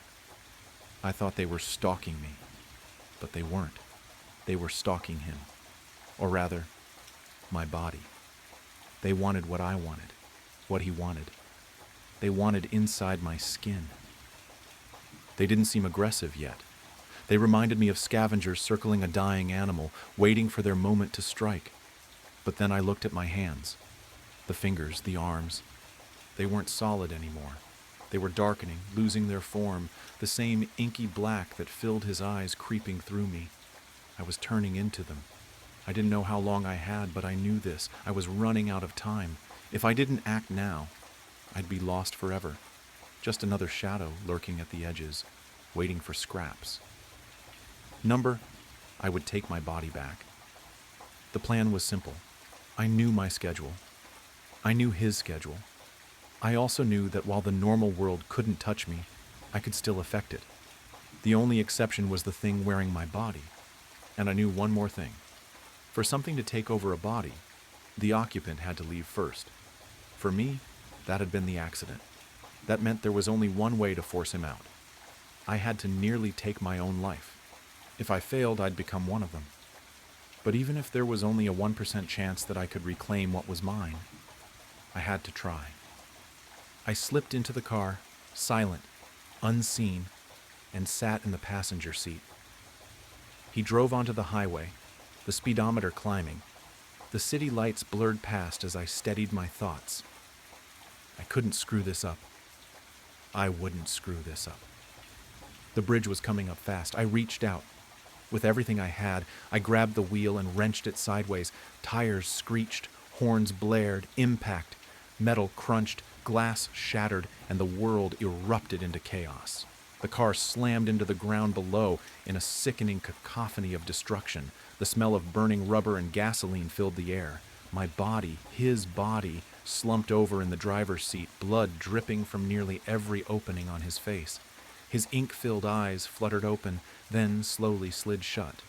And then everything went black. I am writing this because I don't think anyone else has ever gone through this. No one else has returned to tell the tale. I didn't make it. I failed. As I type, the ink creeps higher, swallowing me inch by inch. Soon, I will lose all sense of self. I will become one of the others. A shadow, a scavenger, a nothing. If anyone reads this, please, don't forget me. Elena Santos traced her fingers along the spine of an ancient tome, feeling the leather pulse beneath her touch like something alive. The binding seemed to breathe under her hands, a subtle rhythm that matched neither her heartbeat nor any earthly tempo. 3 months had passed since she'd answered the peculiar job listing. Apprentice needed. Traditional bookbinding experience required. Must be comfortable with unusual hours and unique materials. Inquire at 17 Corvid Lane. The address had led her to a narrow townhouse wedged between 2 larger buildings, its windows reflecting light at odd angles. Even now, Elena couldn't quite remember how many floors it had. The architecture seemed to shift when she wasn't looking directly at it, windows and gables rearranging themselves like words on a page. The man who opened the door, Jaron Tain, looked exactly as she'd imagined a master bookbinder would. Stooped and ink-stained, wearing a leather apron scarred by countless small burns and chemical spills. His eyes, though, held a feverish intensity that should have been her first warning. "You've come highly recommended," he'd said, though Elena hadn't mentioned her application to anyone. "I've been watching your work at the university bindery. Such careful attention to detail, such reverence for the written word." His voice had carried strange undertones, harmonics that seemed to resonate in her bones. Behind him, shadows moved in ways that defied the light source, and she caught a whiff of something that reminded her of old pond water and decay. The workshop had seemed normal enough at first glance. Worn wooden workbenches, shelves lined with tools and materials, the comforting smell of leather and glue. But as the weeks passed, Elena began noticing things that didn't quite fit. The rulers sometimes measured different lengths depending on the time of day. The awls left holes that sealed themselves when she wasn't looking. And the shadows. The shadows were always deeper than they should be, pooling in corners like black ink. A fragment of poetry had appeared on her workbench one morning, written in Thomas Reed's distinctive hand. "In spaces between bound pages tight, whispers echo from infinite night." The words had seemed to squirm on the paper, and Elena found herself humming their rhythm as she worked, though she couldn't remember consciously reading them. Now, working in his basement workshop by lamplight, Elena understood why he'd valued those qualities. The books that passed through their hands were like nothing she'd encountered in her training. Some were bound in materials she couldn't identify, leather that felt too warm, cloth that seemed to breathe, metal clasps that moved when touched. Others contained text that seemed to shift when viewed directly, letters crawling across pages like insects searching for new arrangements. All of them carried a weight that had nothing to do with their physical mass. Tonight's project sat before her. A stack of loose pages that had arrived in a leather satchel, delivered by Myrold Rook, the keeper of the script. His hands had trembled as he handed over the package, and Elena noticed that his shadow didn't quite match his movements, always a fraction too slow or too fast. "These are special," he'd whispered, glancing nervously at the shadows between the shelves. "The High Scribe herself has marked them for binding. Our patron grows hungry." He'd hesitated then, pulling something else from his satchel, a small envelope sealed with dark wax. The seal bore a symbol that seemed to shift when Elena tried to focus on it. "From Althesa Varen herself," he'd added, his voice barely above a whisper. "She says you're to read it only after you've completed the binding. She saw something about you in her last trance." The pages felt warm to the touch, and the script that crawled across them made her eyes water. Some bore notations in different hands. She recognized Thomas Reed's poetry, interwoven with the main text, his verses speaking of a darkness that devoured light and a horizon where reality ended. Other margins contained desperate warnings in what she now knew to be Miranda Wells' handwriting. The words breed in dreams. They want more than just readers. They want vessels. Elena's fascination warred with her terror. Part of her wanted to run, to forget everything she'd seen and return to the simple work of binding normal books. But another part, growing stronger each day, yearned to understand the mysteries hidden in these impossible texts. The hunger for knowledge had taken root in her mind, and she found herself wondering if this was how Miranda had felt before she disappeared. "Careful with the binding thread," Jaren called from his desk. "These pages like to wander if they're not properly secured." He was hunched over his own work, transcribing text from one volume to another. Elena had noticed that he often worked in his sleep, his hands moving with mechanical precision while his eyes remained closed, lips forming words in languages that hurt her ears. Sometimes she caught glimpses of other figures moving around him in those moments, shadowy forms that vanished when she tried to look at them directly. The thread she used was unlike any she'd worked with before. It seemed to move of its own accord, sometimes anticipating where she needed it to go. It felt warm between her fingers, like it had just been pulled from something living, and she could have sworn she felt a pulse running through it. As she sewed, she realized she wasn't just binding pages together. She was stitching fragments of reality, creating seams between what was and what waited in the spaces between words. As Elena's needle pierced the warm leather binding, the workshop around her suddenly dissolved. The thread between her fingers turned liquid black, running down her hands like ink, and the world shifted. She stood beneath an impossible sky. Where blue should have been, absolute darkness stretched overhead, a void so complete it seemed to swallow light itself. The sun hung low and bloated, transformed into a massive crimson eye that bathed everything in red twilight. Then she saw the figure. Standing at the intersection of 4 streets was a being both terrible and beautiful. Though human in general shape, 4 arms extended from their frame in perfect symmetry. Their eyes were pools of absolute darkness, streaming tears of blood that traced patterns down their cheeks. Upon their forehead, a strange sigil burned with an inner light that hurt to look at directly.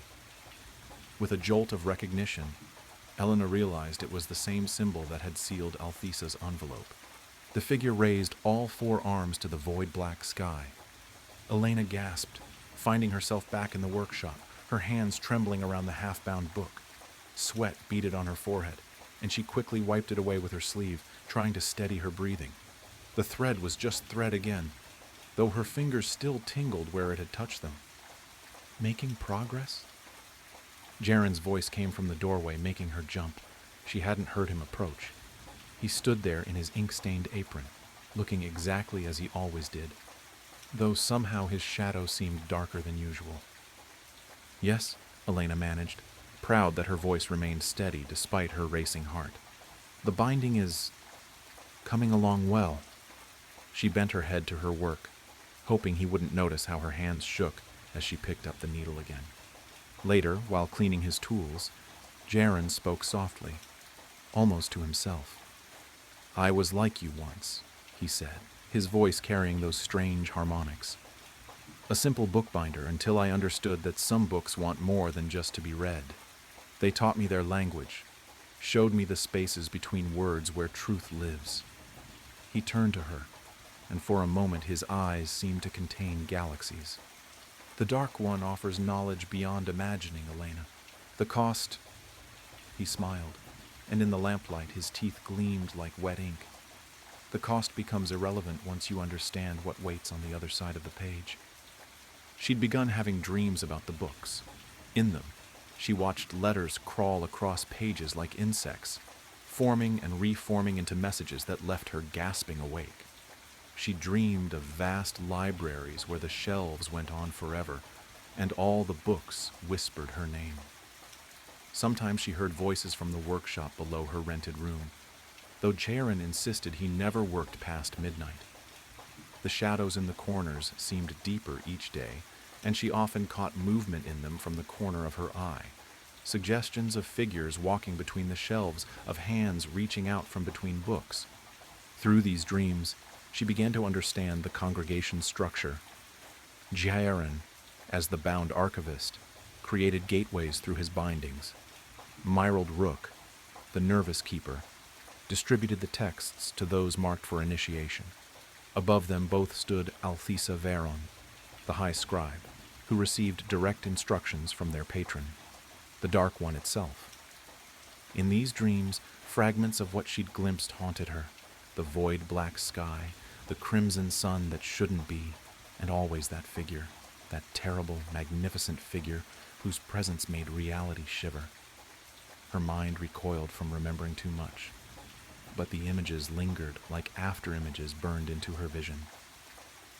Sometimes when she woke, gasping in the dark, she could still feel the weight of that impossible sky pressing down on her, and her fingers would trace patterns in the air, unconsciously mimicking the sigil she'd seen burning on the figure's brow. A loose page fluttered from the stack. She recognized the university library stamp, though the seal seemed wrong somehow, rotating slowly when she wasn't looking directly at it. The margin contained a neat notation, found by M.W. Below that, another hand had added, processed for distribution. M. Rook. Elena had heard whispers about Miranda Wells, the librarian who had vanished from Blackmere University. Some said she'd simply left town, but Elena had seen other notes in her handwriting, growing increasingly frantic, speaking of words that bred in dreams and truths that devoured readers. As Elena reached for the page, her sleeve pulled back, revealing the strange marks that had begun appearing on her skin. They looked like ink stains at first, but they moved slightly when she slept, forming letters and alphabets that had never existed in any earthly language. She'd stopped trying to wash them off after noticing that soap and water only made them spread faster. Sometimes, in the right light, they seemed to form words from the texts she'd been binding, prophecies and promises that wrote themselves into her flesh. "You're progressing well," Jaren said, suddenly behind her, though she hadn't heard him move. His shadow on the wall didn't match his movements, and Elena noticed that his apron now bore stains that seemed to gleam with their own inner light. "Soon, you'll be ready to begin the real work." When he smiled, his teeth looked too sharp, too numerous, as if his mouth contained several sets that shifted and changed when he spoke. The realization hit her then. She wasn't just binding books anymore. Each stitch, each carefully aligned page, was helping to bind something larger, reality itself. The books were merely vessels, channels through which something vast and hungry could reach into the world. And she, with her careful stitches and precise alignments, was helping to create the perfect gateway. "There's a gathering tonight," Jaren continued, his voice carrying those strange harmonics that made her bones vibrate. "The Dark One wishes to see your work." He gestured to a bookshelf that Elena could have sworn hadn't been there a moment ago. Few apprentices progressed so quickly to drawing its attention. The shelf held copies of Thomas Reed's latest works, their spines gleaming with an inner light. Elena had helped bind some of them herself, using thread that moved like living things, and leather that felt too warm to the touch. She'd seen how the text changed between readings, how the words rearranged themselves to reveal new horrors to each reader. "The congregation welcomes those who understand the true power of words," Jaren said, producing a small, leather-bound volume from his pocket. "This was your first binding with us. I think you're ready to read it now."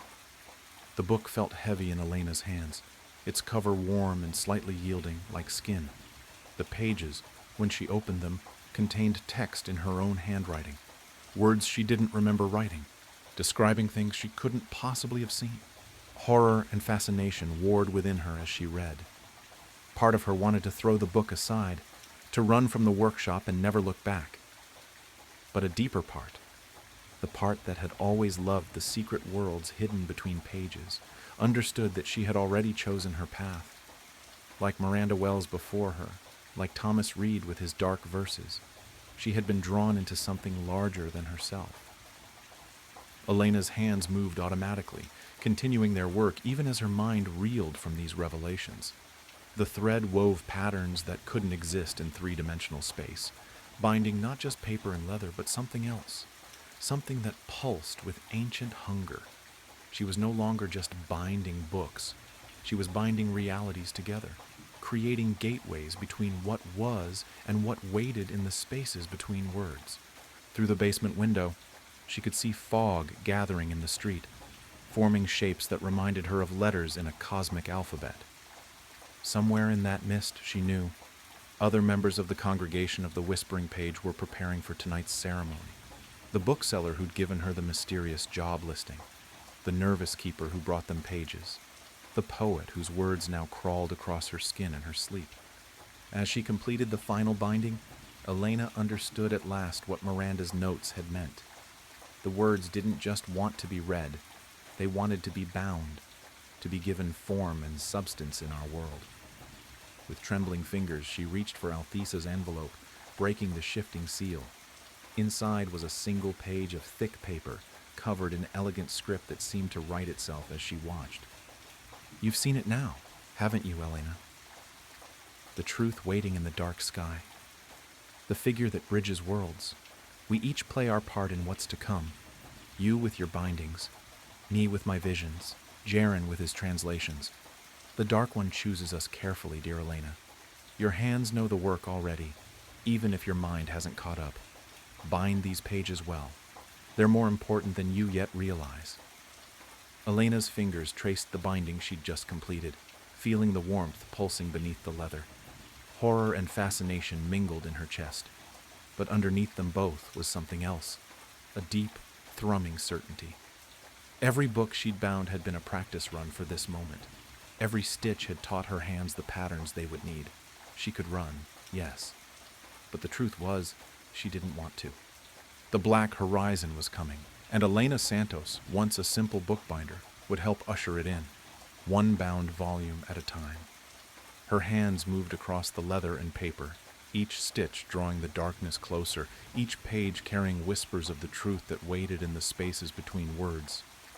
And in the shadows of the workshop, the Dark One watched her work with hungry anticipation, its patience measured in the slow turning of pages and the endless whisper of ancient prophecies. "Don't let her fool you." I tilted my head as I read my mother's strange text. There was no context in a previous conversation or build-up to warrant the strange, cryptic message. I hadn't texted my mother in a few hours, and even then, it was to remind her to pick up dog food on her way home from church that night. "Who are we talking about?" I replied and waited. Nothing. My dog Lucy suddenly lifted her head before letting out a series of loud barks as she ran towards the front door. The unexpected loud noise caused me to jump in my seat. My dog stared at the door and barked intensely. The door's window looked obscured by the darkness of the night outside, like an inky veil hiding whatever was making my dog nervous just behind it. I slid off my gaming headphones and began approaching the door. As I stepped down the hallway towards the door, I felt a strange unease as I looked at the doorknob, unlocked. We always lock our doors once the sun sets, but with my parents gone and myself distracted by my game, the thought of doing so had escaped my mind. As I reached the door, I quickly moved my hand and locked it before flipping on the porch light. The curtain of darkness was pulled back to reveal an empty porch. I scanned what little of the yard I could see through the window, looking for any sign of movement in the darkness, but there was none. I shooshed my dog, assuming she was alerting over a bad dream or a reflection she saw in the window. She stopped barking, but remained alert, staring at the door with perked ears. I went around the house, locking the other two entrances before sitting back down on the couch. I took out my phone and looked down at my mother's message again. "Don't let her fool you." I clicked the call button. At this point, I was wondering if she had meant to send the message to someone else.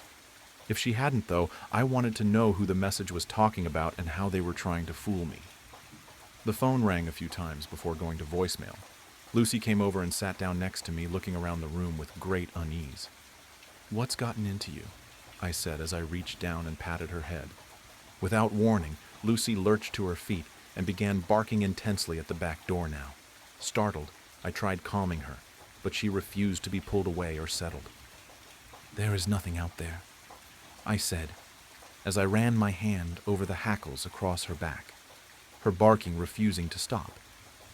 I stepped to the door and pulled the string that opened the faux blinds that obscured the window. See? No one is there. I flipped on the light to the back porch to get a better view. As the light illuminated the porch, that was when I saw it on the door. Something that was unnoticeable without the light from outside. A small round patch of fresh condensation on the outside of the window.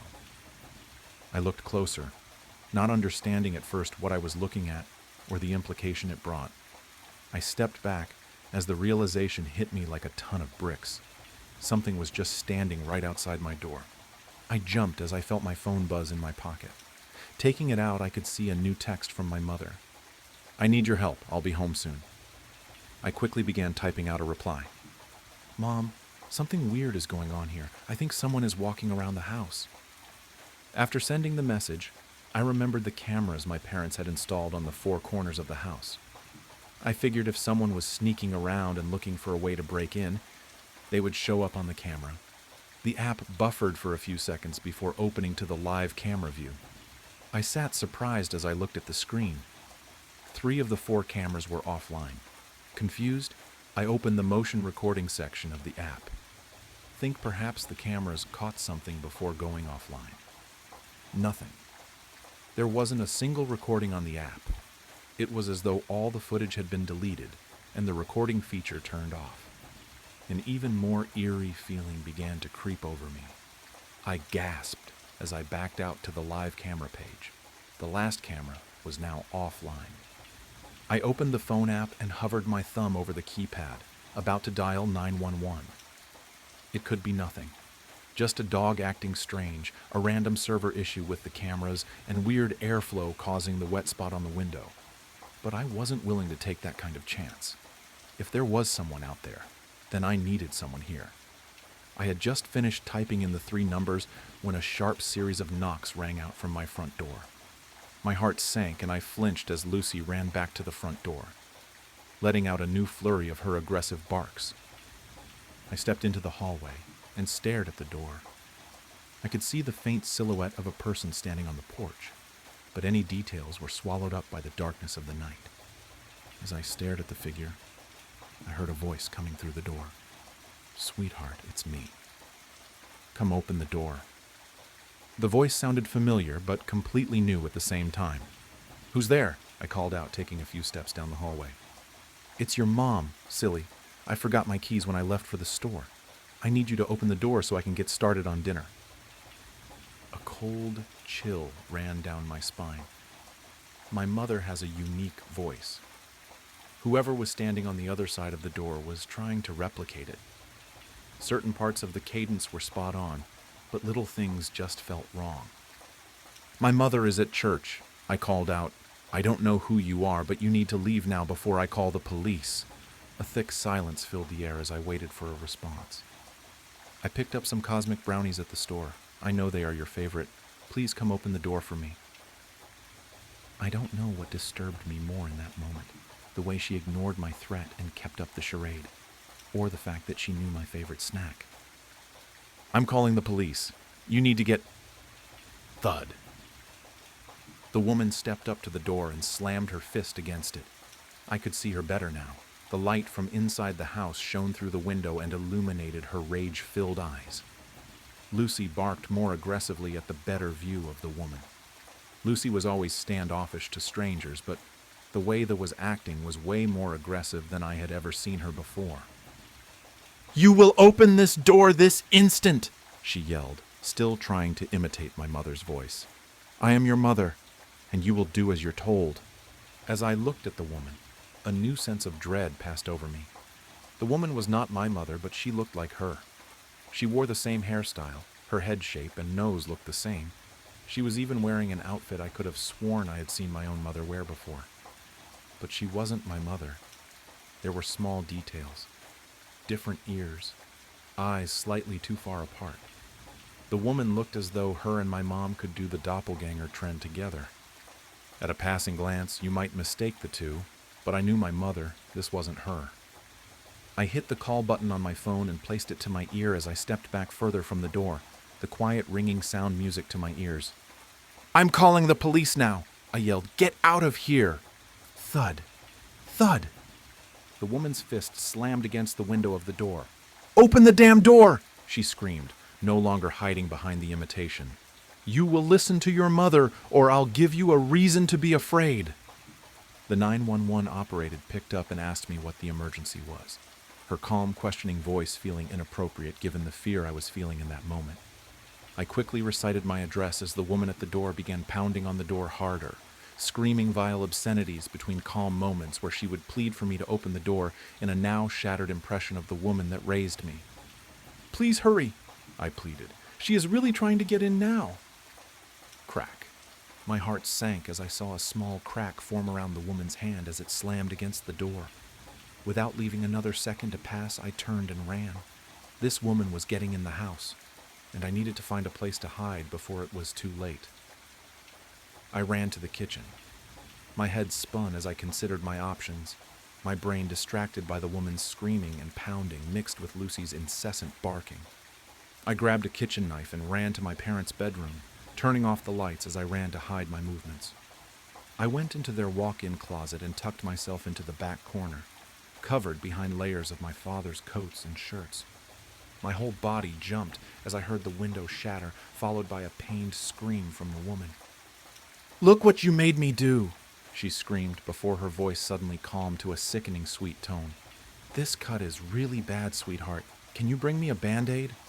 "She's in the house," I whispered into the phone. The 911 operator instructed me to stay silent and in place while help was on the way. I could hear Lucy running around the house, barking wildly. She wasn't a small dog, but she wasn't the type to actually get violent if push came to shove. I could hear the woman walking around the house calling out for me in my mother's voice. "Sweetheart, this is all a misunderstanding. Come out and see me. Let me hold you." From the sound of it, she was looking around the kitchen and living room. "Lucy is acting really strange," she called out. "Maybe that diet we put her on has her acting weird. Come take a look at her for me." We had put Lucy on a special diet a few weeks before. We hadn't told anyone, but she knew. "You always did like playing hide-and-seek when you were little," she said as I heard her step into my parents' room. "Even when no one else was playing. Just come out and see me." I didn't speak. I didn't cry. I didn't breathe. I muted my phone so the operator's voice wouldn't be heard. I kept silent in crippling fear for my life. Every second an eternity. Every sound of an approaching footfall met with a further deepening pit in my stomach. "You were always so disobedient." She spoke softly, her voice stifling anger. "You were always my least favorite, but I still love you." I heard the clicking sound of the closet door as she turned the doorknob. "You should appreciate our family the way I do." I heard the door swing open.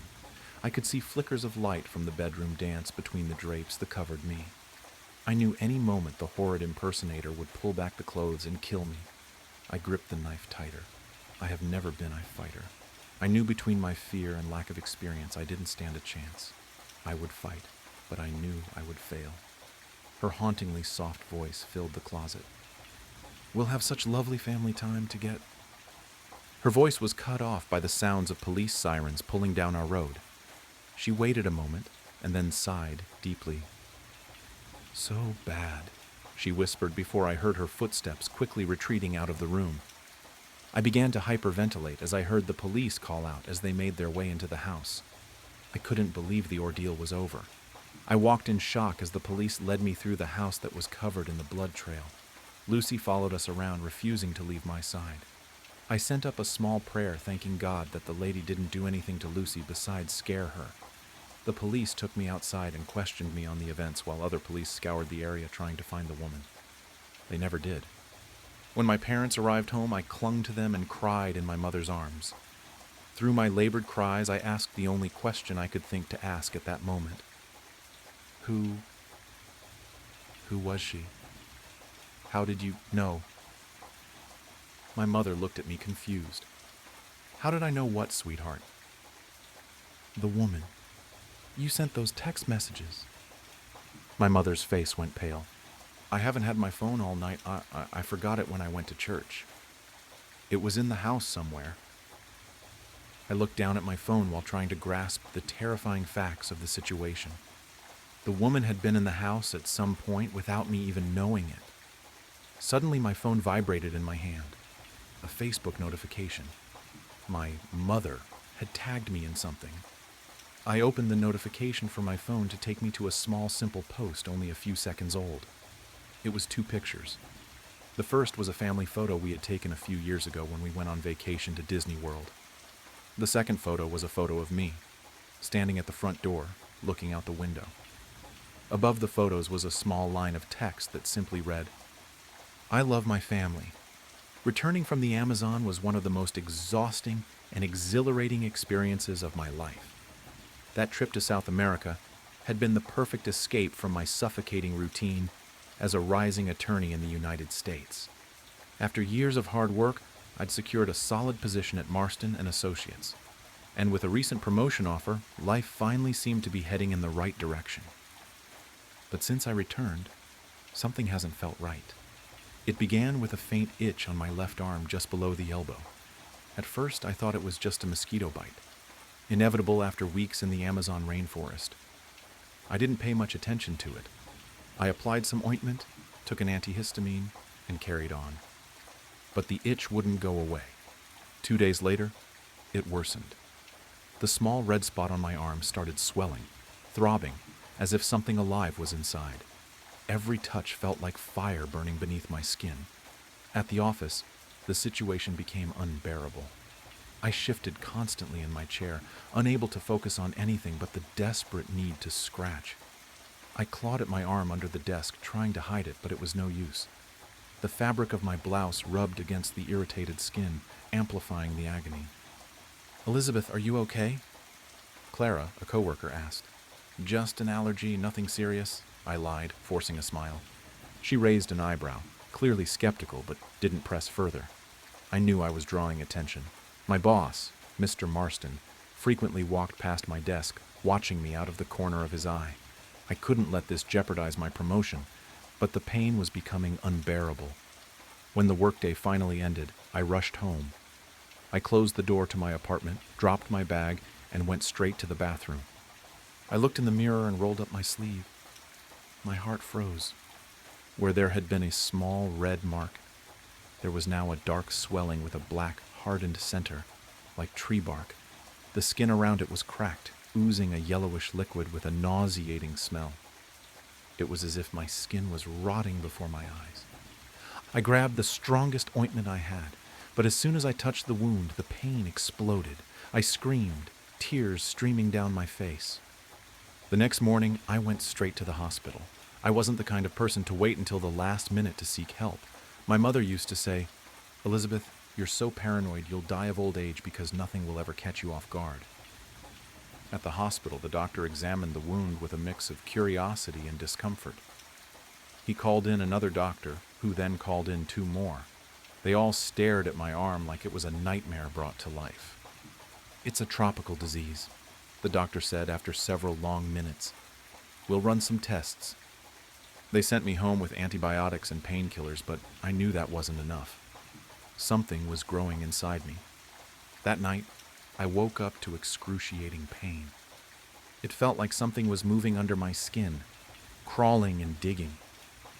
I ran to the bathroom mirror and tore off the bandages. The wound was now a deep hole, filled with a gelatinous yellow substance. In the center, something moved. My hands trembled as I grabbed tweezers and inserted them into the hole. When I pulled, something came out. It was a worm. Small, white, but alive. It writhed between the tweezers, and I threw it into the sink, nearly vomiting. But when I looked back at the wound, I saw there were more. So many more. The days that followed were hell. I woke up drenched in sweat, my head pounding as if it would explode. The pain in my arm was no longer something I could ignore. It consumed my entire body. The wound grew at an alarming rate. Initially, it was just a foul, black, gaping hole. Now it spread like a cancer, devouring the surrounding flesh, which peeled away in chunks. My clothes clung to my arm, soaked with the viscous liquid that oozed constantly. I spent hours in front of the bathroom mirror, inspecting the pit my arm had become. It was as if something inside was alive. Small ripples in the decaying flesh, like waves on a contaminated lake, revealed their presence. By the third day, after pulling out the third worm with tweezers, I realized I was trapped in an endless cycle. I removed them, but more appeared, always more. I couldn't sleep. Whenever I closed my eyes, I felt the creatures moving inside me, digging deeper into my flesh. I became obsessed. I spent sleepless nights on the bathroom floor, extracting worms with tweezers, needles, anything that could reach them. My body was exhausted, but my mind wouldn't stop. For every one I removed, two seemed to take its place, and the sound. At first I thought it was in my head, but it wasn't. It was a low, wet rustling coming from my arm, the sound of something scraping against flesh, chewing, burrowing. By the fifth day, the nightmare reached a new level. My left hand went numb. I tried to move my fingers, but they wouldn't respond. When I looked at my arm, the swelling had spread. The skin around it was translucent, almost see-through, revealing long white shapes writhing beneath, rivers of larvae flowing through my body. I vomited on the bathroom floor, the stench of bile mixed with the rotting smell of my arm, making the air unbreathable. I knew they were growing, and I knew they wouldn't stop. It felt like a legion of burning needles was piercing my skin, deeper and deeper each time.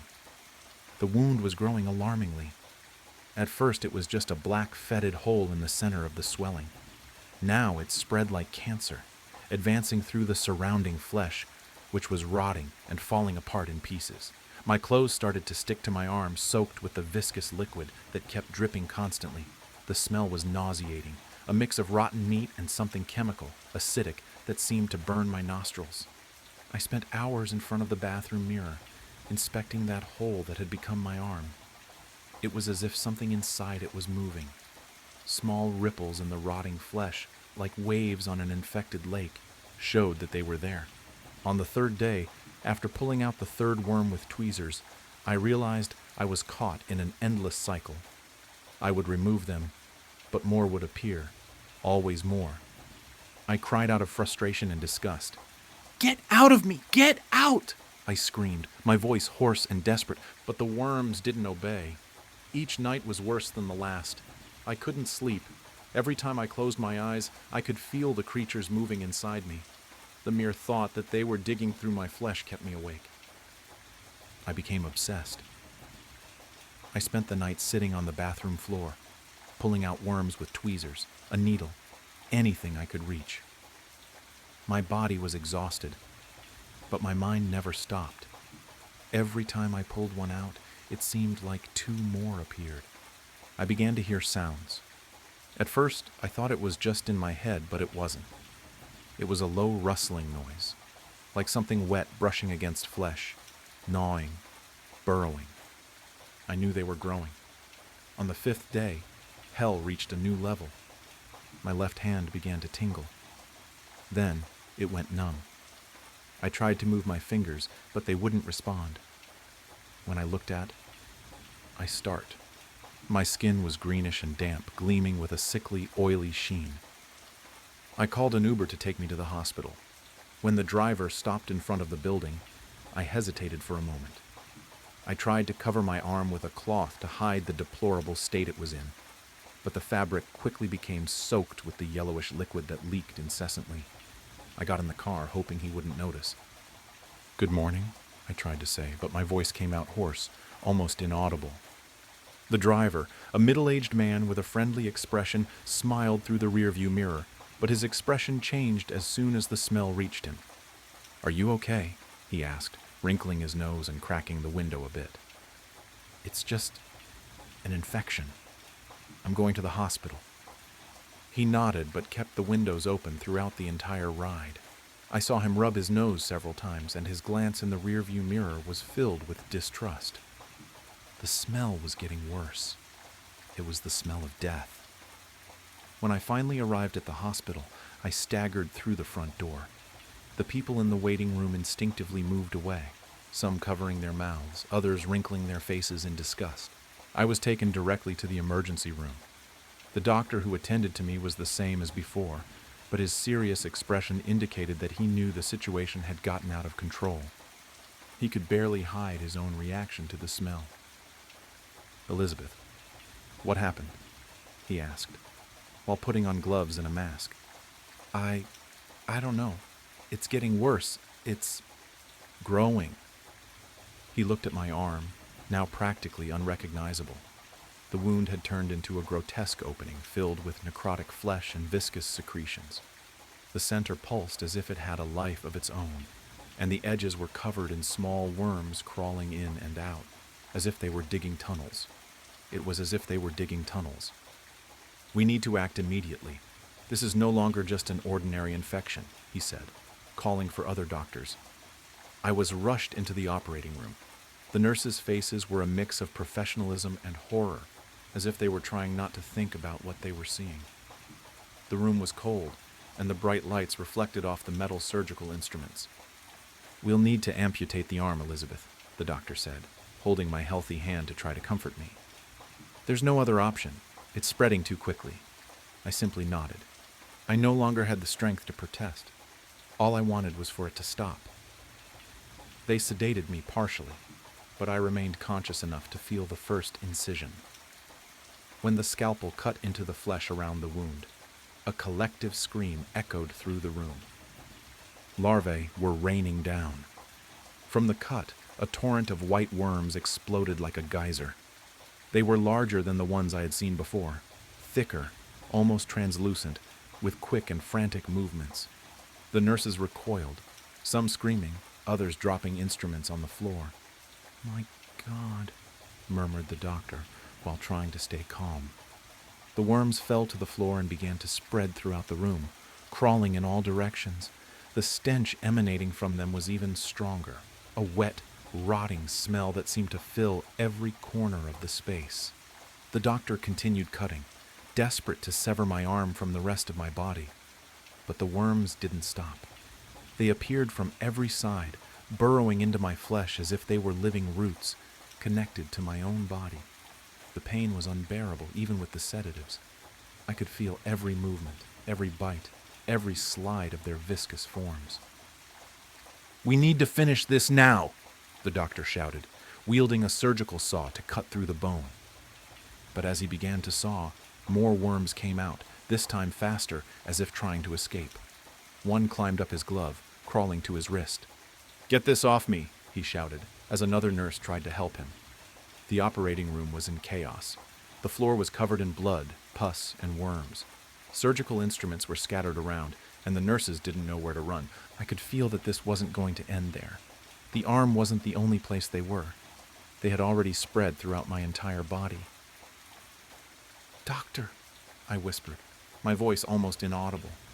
"It's no use. They're everywhere." He looked at me, his face pale and filled with horror. For a moment I thought he was going to pass out. "Elizabeth, I'm so sorry." And then my vision darkened. I looked at my hands, but they were no longer mine. My skin was full of holes, and worms were coming in and out as if I were just a vessel. Sarah hadn't meant to answer the 3:03 a.m. call. The graveyard shift at Midwest Customer Solutions was usually quiet, just the occasional insomnia-driven complaint about defective appliances or billing errors. She'd taken the night shift 6 months ago, after David's death. The late-night hours helped her avoid the morning phone calls from well-meaning friends, their awkward condolences about her fiancé's sudden passing just weeks before their wedding. The ring she couldn't bring herself to remove caught the fluorescent light as she stared at line 3's blinking indicator. Just yesterday she'd found David's last voicemail on her old phone. "Hey love, running late at St. Augustine's. Had to help Father Michael with some paperwork for the ceremony. The old guy's intense about marriage vows, but I guess that's why everyone says his couples last forever, right? See you at home." She never saw him again. Later that night, she dreamt of David standing at their planned wedding altar, his ring glowing like a coal. "Forever," he'd whispered, his voice layered with others. isn't long enough. She'd woken to find their wedding invitation charred at the edges, though she hadn't kept any in the apartment. Something stirred in her memory. An old story her grandmother used to tell about midnight phone calls from the dead, how they'd beg you to stay on the line just a little longer, just a few more precious moments of connection. Sarah had dismissed those tales until the night after David's funeral, when her phone rang at midnight. She'd rushed to answer it, heart pounding, but there was only static. Her fingers moved before her brain could stop them. "Thank you for calling MCS. This is Sarah. How may I assist you today?" The line crackled. At first, she thought it was interference, but then she heard them. Two voices, barely above a whisper, speaking in perfect unison. The sound made her skin prickle, like ice forming on a window pane. "My love, my eternal love." Sarah's chest tightened. The voices were tender, intimate, but wrong. Each syllable seemed stretched, distorted, as if the speakers were being slowly torn apart, even as they reached for each other. She thought of taffy being pulled, of sinews stretching past their breaking point. "I'm sorry, I'm having trouble hearing you clearly. Could you please... forever and ever and ever and ever..." The whispers grew more urgent, more agonized. Sarah's hand trembled as she reached for the supervisor alert button. That's when she heard it, the third voice. It didn't come through the phone's speaker, but seemed to resonate directly in her bones, ancient and terrible as church bells at midnight. "Enough!" The line went dead, leaving behind the scent of burnt roses and copper. "You answered it, didn't you?" Marcus, the shift supervisor, stood in her cubicle doorway, his dark skin ashen in the fluorescent lighting. "The 303 call." His hands were shaking as he clutched his coffee cup, and Sarah noticed old burn marks around his wrists, like someone had once bound him with rings of fire. Sarah nodded, still shaking. What was that?" Marcus sank into the spare chair beside her desk, the plastic creaking under his weight. "It started 3 months ago. Always the same time. Always line 3. Jenny Thompson was the first to answer it." He paused, running a hand over his face. "She disappeared the next day. Car in the parking lot, purse on her desk, just gone.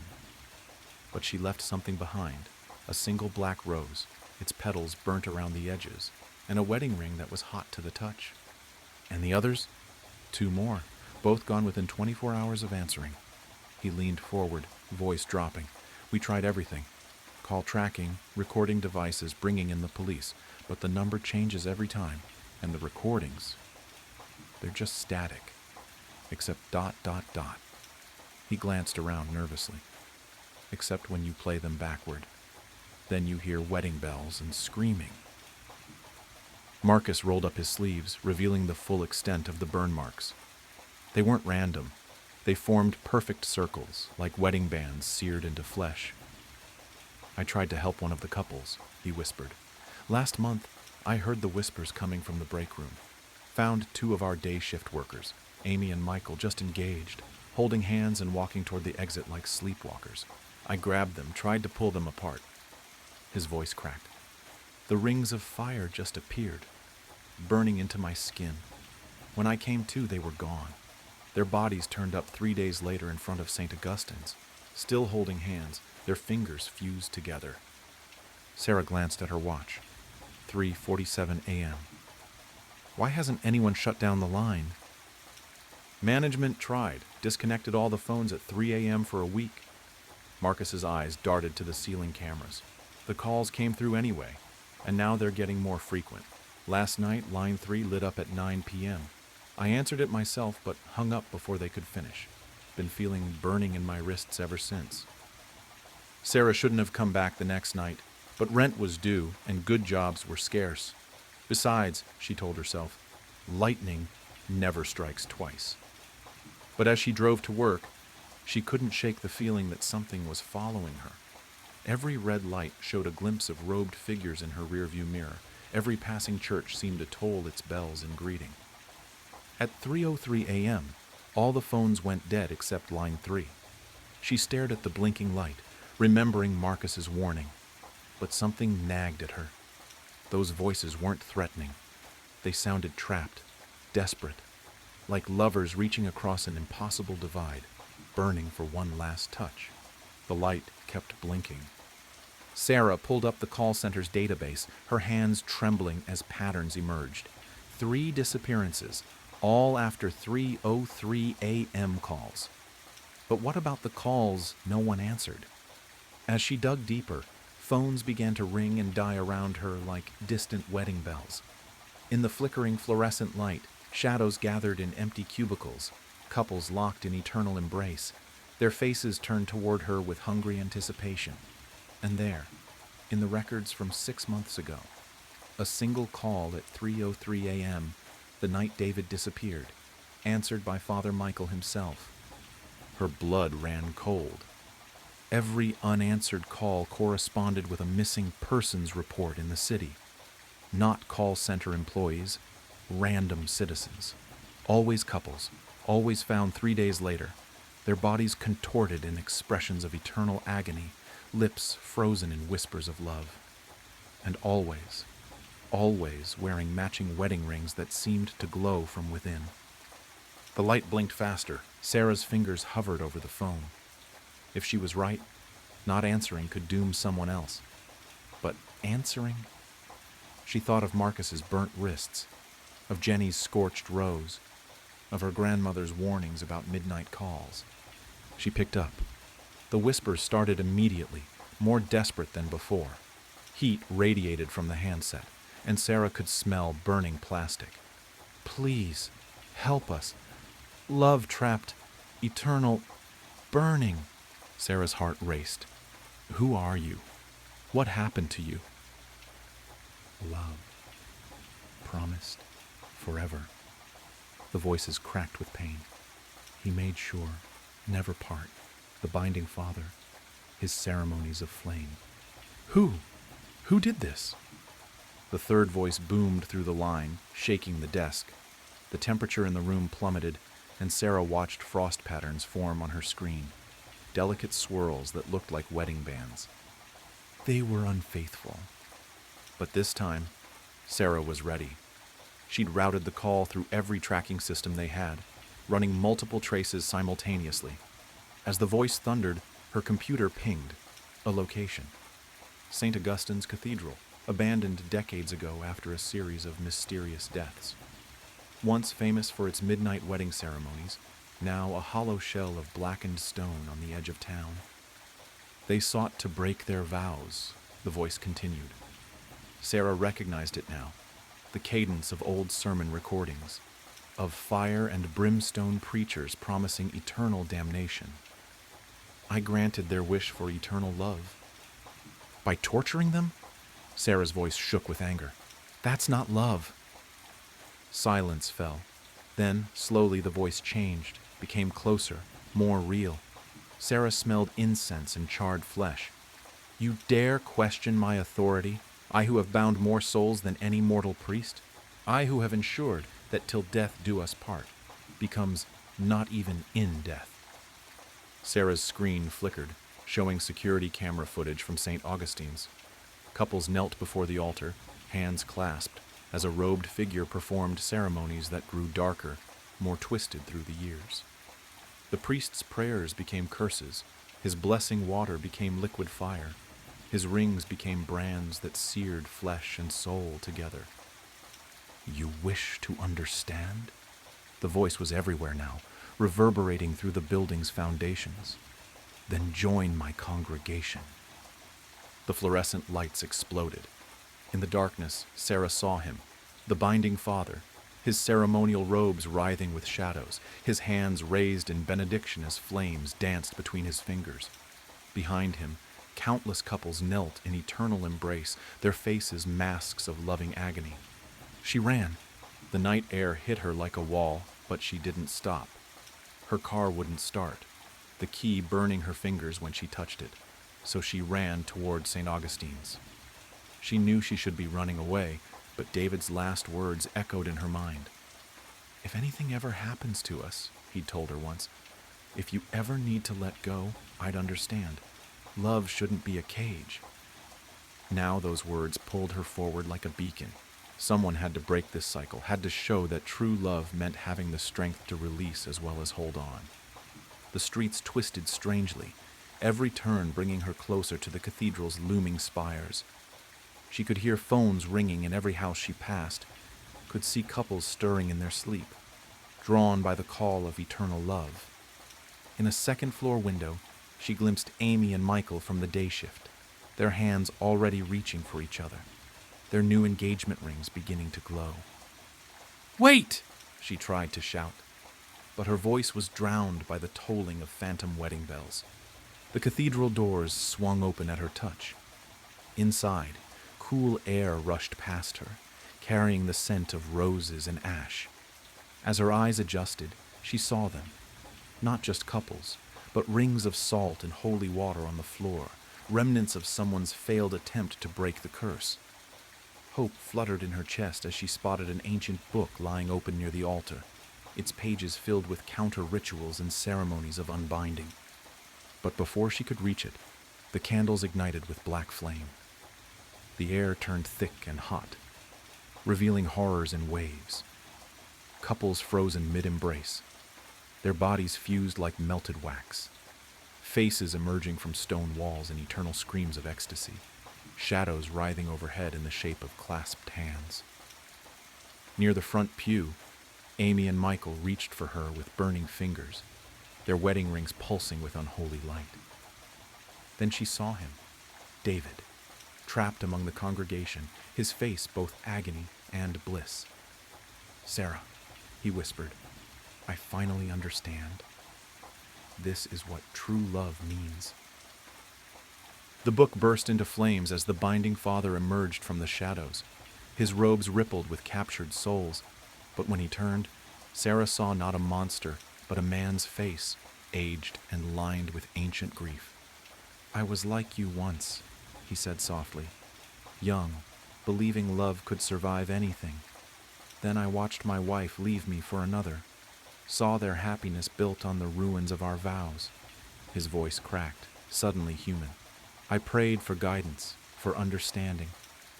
And in my darkest moment, I found ancient texts speaking of rituals to make love truly eternal." The binding father's form flickered, and for a moment Sarah saw him as he must have been, a parish priest with kind eyes, who had wanted only to help couples keep their promises. "The first time was an accident," he whispered. "They came to me in tears, saying they couldn't stay together. I had the rings blessed with the old rites, thinking it would strengthen their bond." His face twisted. "When they tried to remove the rings later, the fire began. Their screams, but their love, oh, their love became perfect, eternal, pure." He reached toward Sarah with trembling hands. "Sometimes in the silence between calls I hear them crying, but isn't that better than the pain of broken vows, of watching love die slowly, poisoned by time and temptation?" His eyes searched her face, almost pleading. "You understand, don't you? You, who still wear his ring?" "Welcome to my church," he said, spreading arms wrapped in shadow, "where love truly lasts forever." Sarah saw Jenny Thompson among the congregation, locked in an embrace that was both ecstasy and torture. Saw Marcus, too, his burnt wrists finally explained. He'd tried to pull a couple apart, to break their eternal bond. "You can't keep doing this," Sarah said, backing away. "Love isn't meant to be a prison." The binding father laughed, and the sound was burning metal on bone. "But isn't that exactly what they pray for? Forever and ever, till death do us part? I simply ensure they keep their vows." He raised his hands, and the flames rose higher. Sarah felt the heat at her back, saw more couples materializing from the shadows, reaching for each other with burning hands as they whispered their eternal love. Sarah lunged for the burning book, fingers closing around a single page as it crumbled to ash, the counter-ritual's words seared into her mind. "In rings of gold we bind our love, in rings of fire we seal our fate. What burns eternal may be quenched by tears of true release." Her hands shaking, she began to recite, "By choice we came together. By choice we must." The words sparked on her tongue like electricity, and she saw the nearest couple's rings flicker, their eternal embraces loosening for just a moment. Amy and Michael's fingers began to separate, their faces showing the first hint of awareness she'd seen. But then, the binding father's scream of rage filled the cathedral. "No!" His form swelled, shadows writhing. "They are mine! Their love is perfect." Yet in his thundering voice, Sarah heard something else. Fear. Fear that his carefully constructed prison of perfect devotion might crumble if couples remembered they had a choice.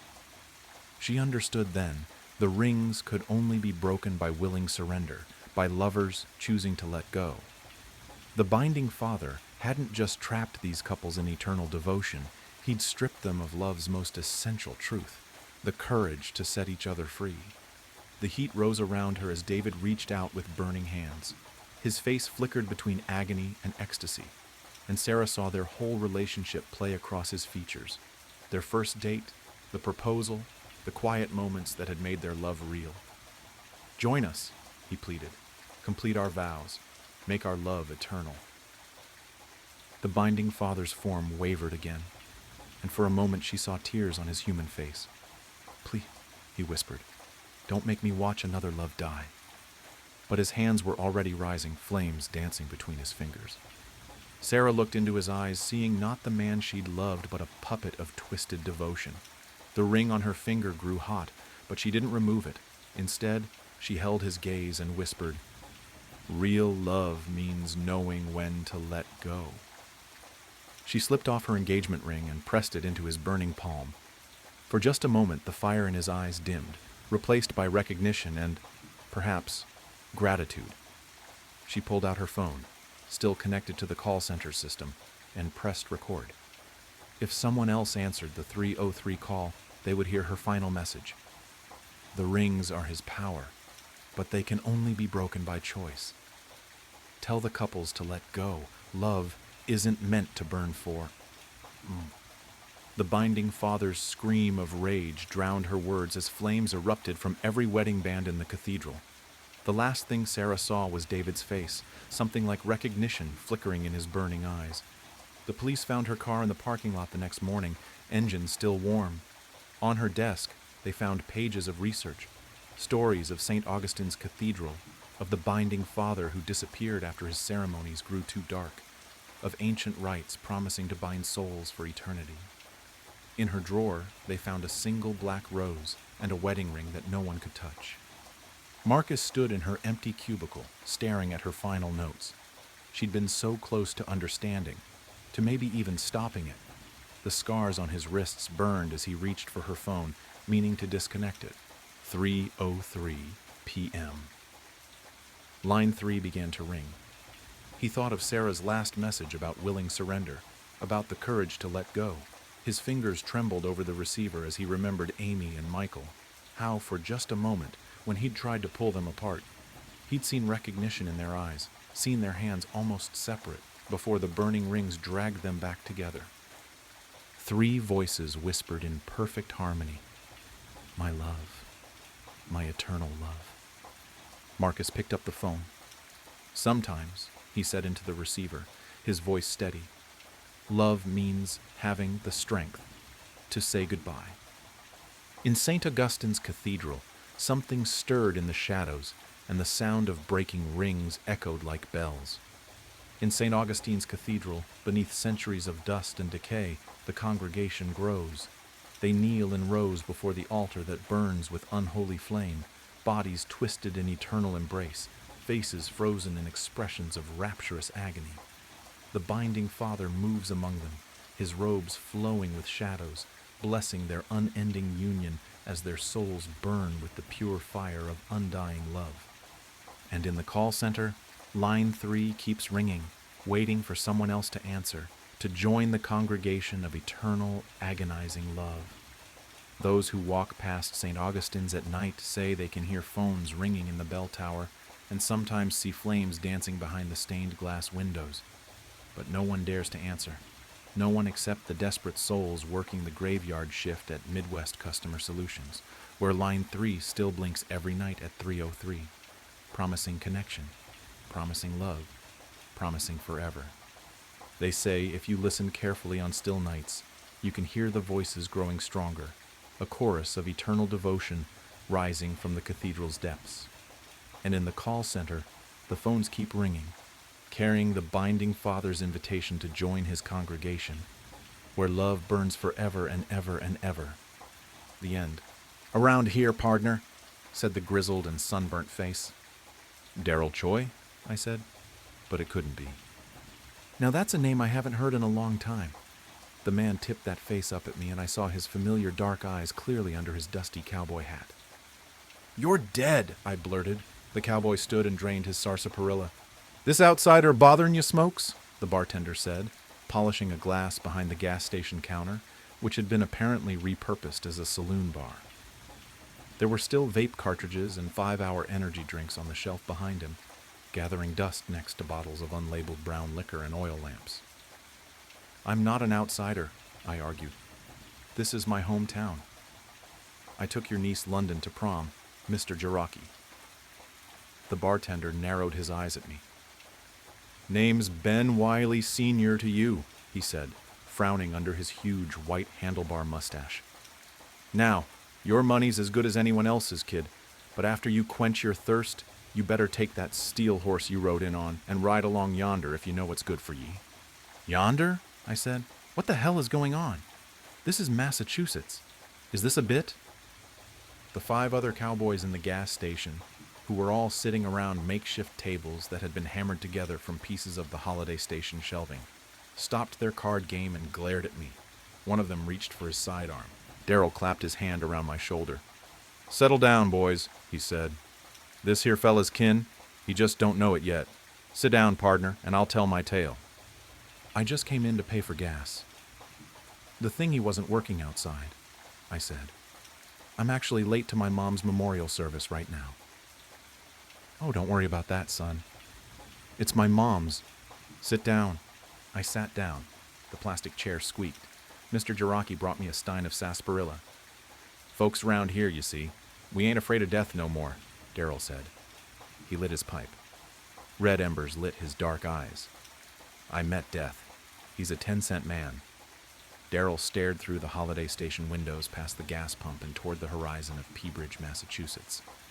In 2016, Daryl Choi had been crushed to death by a semi on his way home from UMass Amherst.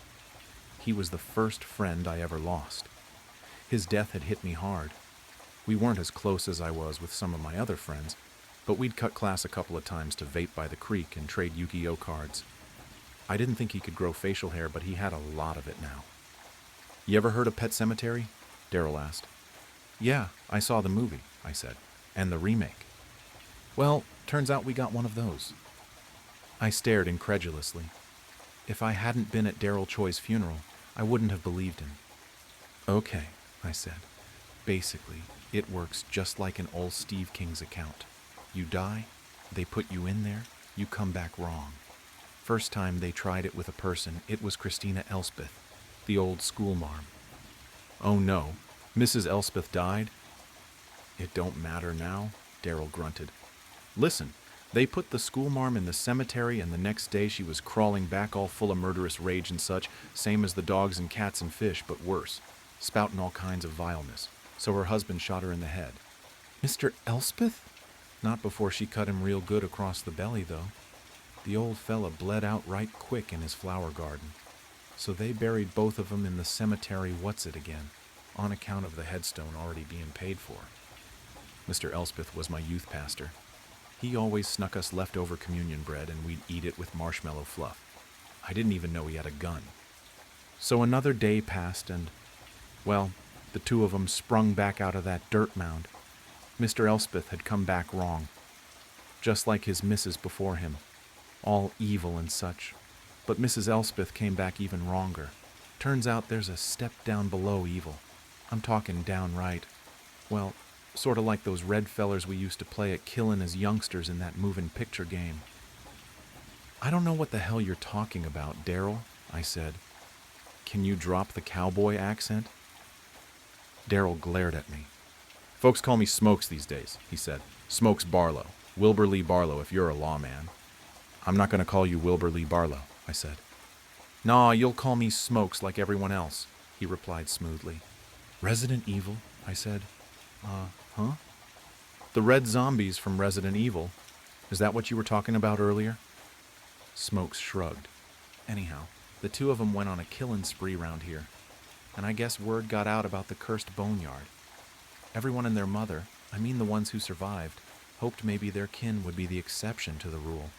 So more and more bodies went in the mound, and each of them came out as evil as the last, except for Mrs. Elspeth, who came back worse for wear. They put her back? Again? Well, see, the headstone had been paid for, so Mrs. Elspeth comes back and she's still spitting hell's worst curses and hankering for a stabbing, but now she's also sort of a mad scientist sort. So she breaks into the hospital and starts grafting people's limbs together. Hang on. What the hell do you mean she's a mad scientist sort? I said. She was a music teacher?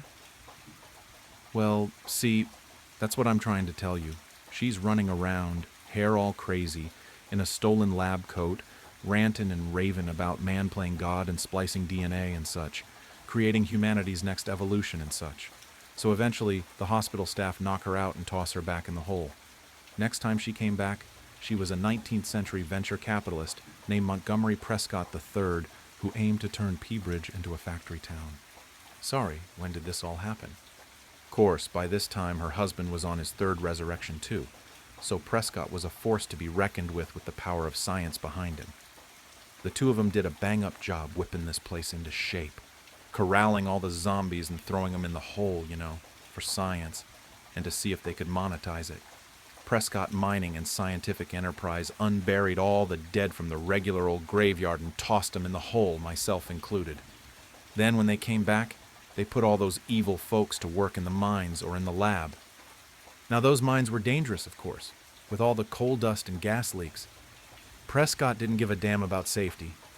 A lot of folks died, but they'd just bring them back.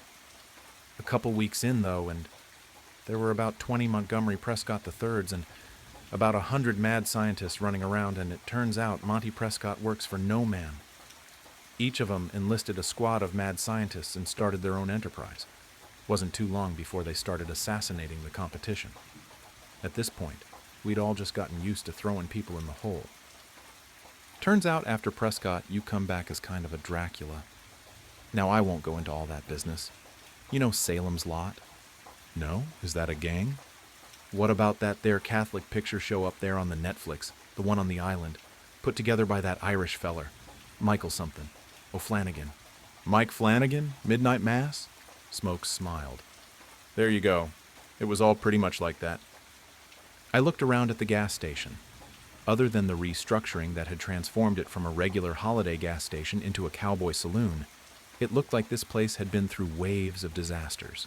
There were bullet holes all over the ceiling, a massive rusty brown stain that someone had tried to scrub out with lye on the linoleum, burn marks on the walls with strange curling imprints of what looked like vines and needles. I'm guessing that everyone as vampires didn't last long, I said. It just ain't sustainable. Smokes shook his head. Vampires always think it's a smart idea to make everyone vampires, but see, it just don't work out. What do they eat? Turns out they don't. They starve. Then it's back in the hole. So things carried on like that for a while. At a certain point, we were just chucking people in there to see if there was an end point. How far this thing goes. Turns out it goes evil, mindless zombie, mad scientist, Montgomery Prescott III, master vampire, ghoul, skeleton warrior, skeleton jazz musician, man-eating plant, plant-eating man, or a vegan, I guess you'd call him, and a real son of a bitch. Haunted ventriloquist, haunted dummy, haunted mummy, Christian family vlogger, Edna, evil cowboy, zombie cowboy, plant cowboy, Edna again, then just regular old pure cowboy. What comes after cowboy? I asked. Smokes shook his head. Nothing, he said. It's just cowboy all the way down after that. The cowboys playing poker glanced up at me through clouds of tobacco smoke. I recognized some of these people from around town, or rather, I recognized who they used to be. So, my mom's memorial. She's not really dead, is she? I said, a wave of hope and relief overwhelming me. I thought I'd have to say goodbye to her today, but she'll be back, won't she? Smokes only smiled sadly. You won't find fuel for your steel carriage, partner, said Smokes. I'll give you a ride to the cemetery. I followed Smokes out to the parking lot where several horses were hitched. Where did you guys get all these horses? I asked. Oh, where there's cowpokes, there's horses, he replied. That's a rule of nature. Smokes fed the horse an apple and stroked her mane before bidding me to climb on behind him. I held onto his waist, which was pretty weird for me because we were never close like that, and we galloped off up the highway toward the middle of town. We passed the elementary school, which had been covered in radiation warning signs and barbed wire. Then we passed the old Coney Island restaurant, which had been converted to a one-room schoolhouse.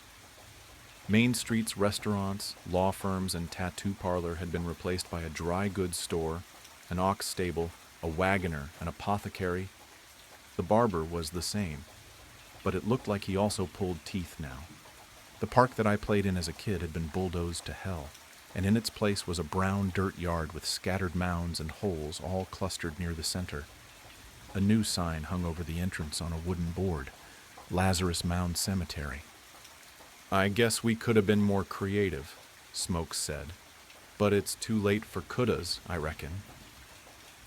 A group of cowboys, clad in black, stood over a dirt pile.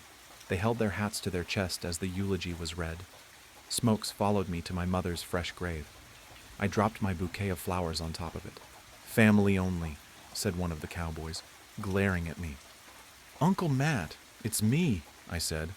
He twirled his goatee and grimaced, revealing a new gold tooth. It's Billy Cobra Nash these days, he said. Didn't recognize you, son. I suppose you want to say a few words? He gestured to the mound. Well, I would, I said, but I'm pretty sure she'll pop out halfway through. That's no way to talk about your poor dead mother, said Great-Grandma Tess, who I hadn't seen since 2004 when she died from stroke. Except she wasn't Great-Grandma Tess. She was a short old man with a long rabbity mustache and 2 guns on either side. Let the kid grieve, Slim, said Cobra. The sun set on us. The resurrected cowboy versions of my family members became hungry and bored and set up a small campfire where they heated up coffee and beans and spun some yarns. I asked questions about the cowboy economy and how it could sustain itself in this Massachusetts town that didn't have that many cows, and they responded by cussing me out and telling me to get lost. City boy.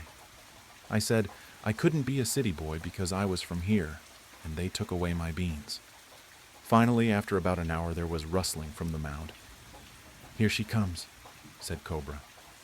The dirt shuffled and ran down the side of the mound, a miniature landslide.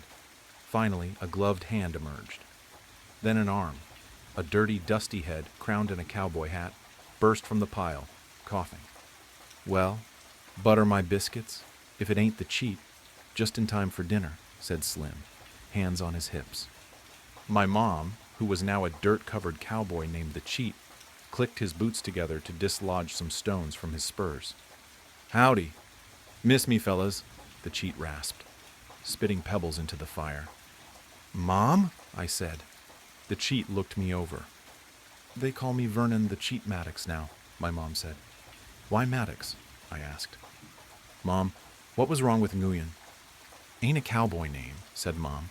A cowboy can't be Vietnamese? Listen, kid, said the Cheat, clapping me on the arm.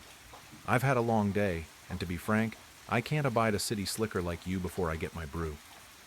Gotta fill up on beans and coffee or I'll be skinner than a jazz skeleton in 2 shakes of a lamb's tail. I watched my mom walk away toward the fire, greeting the other cowboys like old friends. It's like she didn't even recognize me, I said, broken. Smokes patted me on the shoulder. That ain't your mother no more, pardner, he said. Same as I ain't Daryl Choi. What's the point of raising people from the dead if they're not themselves, I said. I reckon you've missed the essential theme of the pet cemetery premise, Smokes said. The point is, it's a curse, not a blessing. To the living, at least. Mr. Stephen King said sometimes dead is better. And here in Peabridge, we reckon he was right. I heard a metal click. I turned around to see Smokes' shotgun pointed square at my forehead. "Whoa," I said. The cowboys at the fire turned to watch with dim interest, including my own mother. "Daryl, hey, put that away." "Dead is better, but you know what's best? Cowboy," he said. "Cowboy is the best there is." "Best there is," said the cowpokes around the fire in eerie unison. Wait. There was a bang. My vision filled with red, and then there was nothing.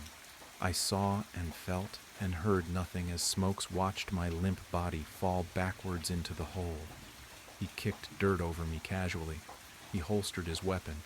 He sat down around the fire next to the others. "How many bullets you got, Smokes?"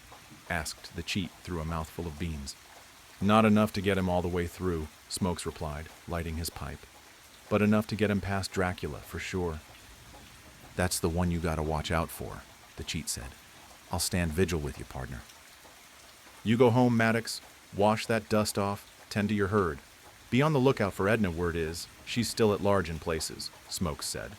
"She'll come around," said Slim. "They always do." The campfire's embers rose up to the cloudy, dark sky. Smokes leaned back and tipped his hat low over his eyes. "This town's got room for plenty more cowboys," he said. Around the fire, a dozen pairs of black, gleaming eyes turned toward the Lazarus mound, waiting. Growing up, I attended what I thought was a charismatic church that, in hindsight, I realize was an apocalyptic cult. They had a lot of strange rituals and customs, but none more important than speaking in tongues.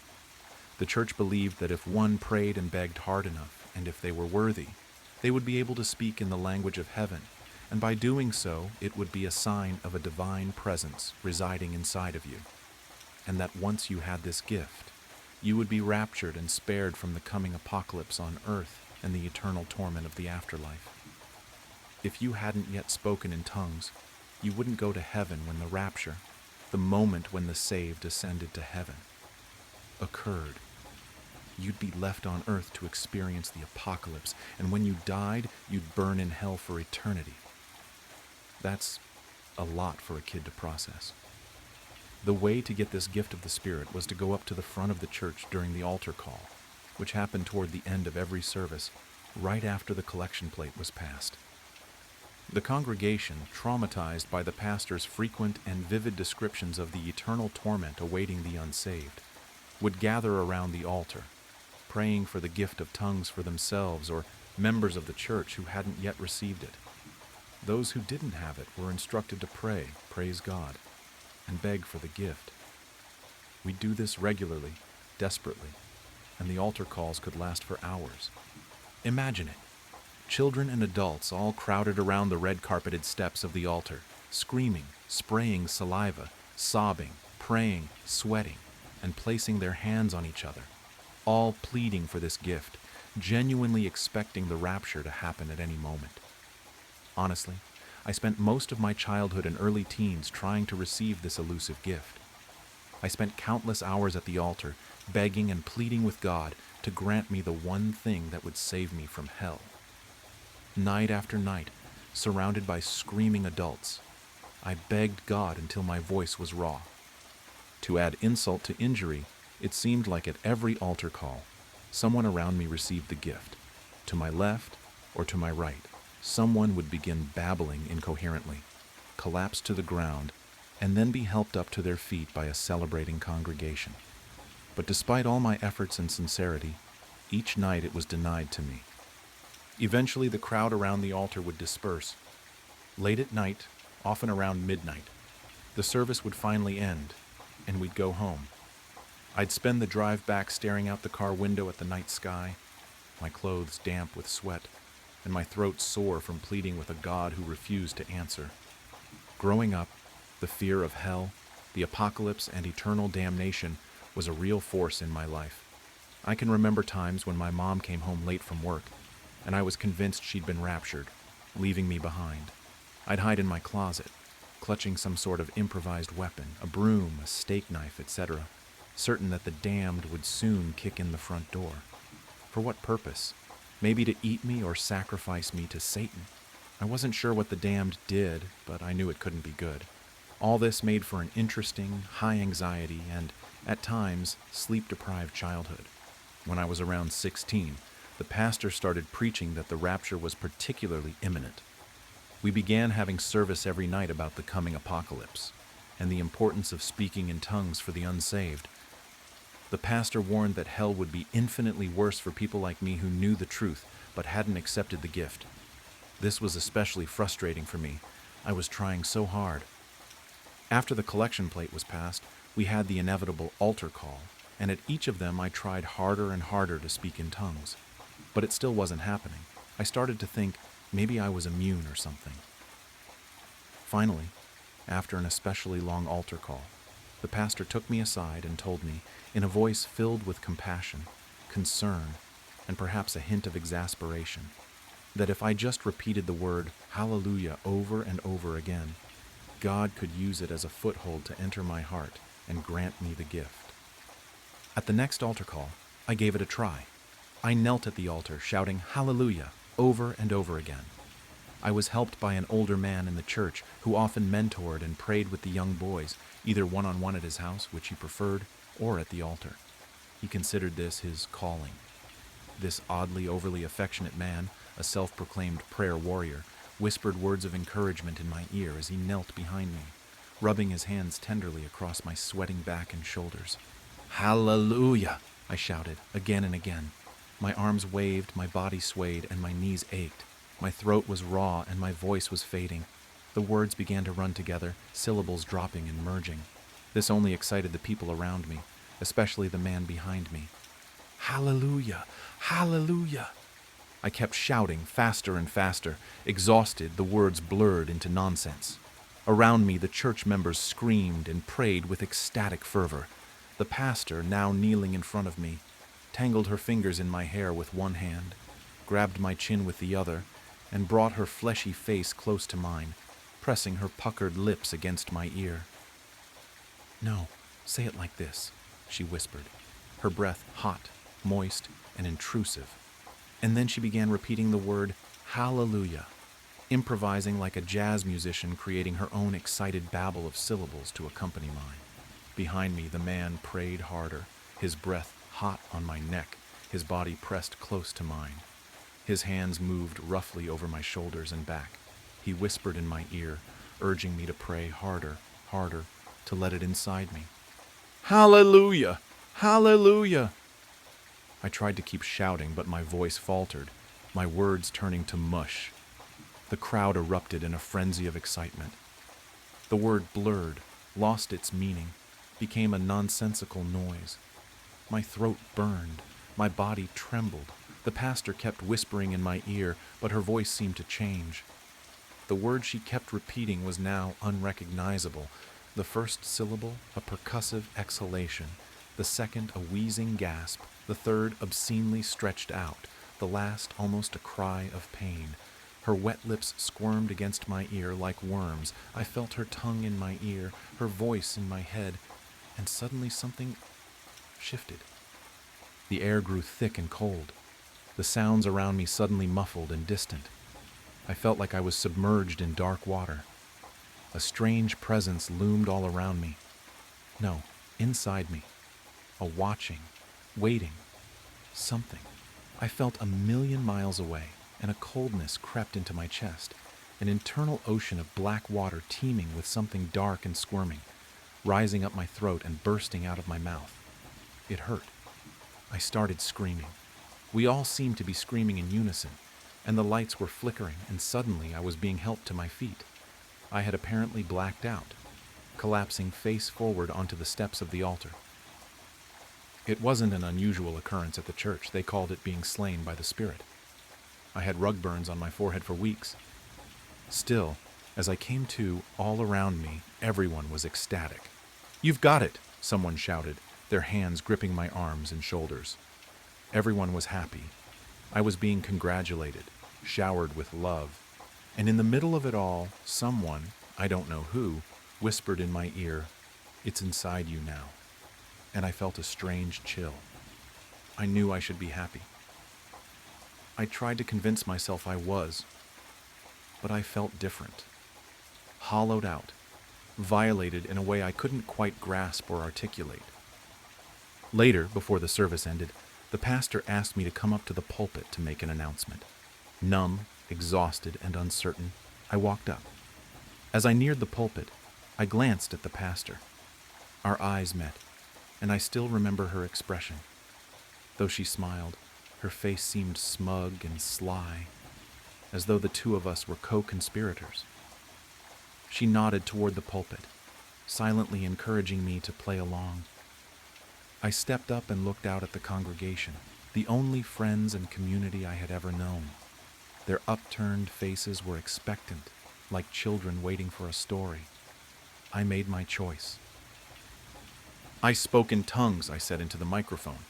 My voice was raw and my throat was sore, but the declaration boomed around the church with a confidence I didn't feel.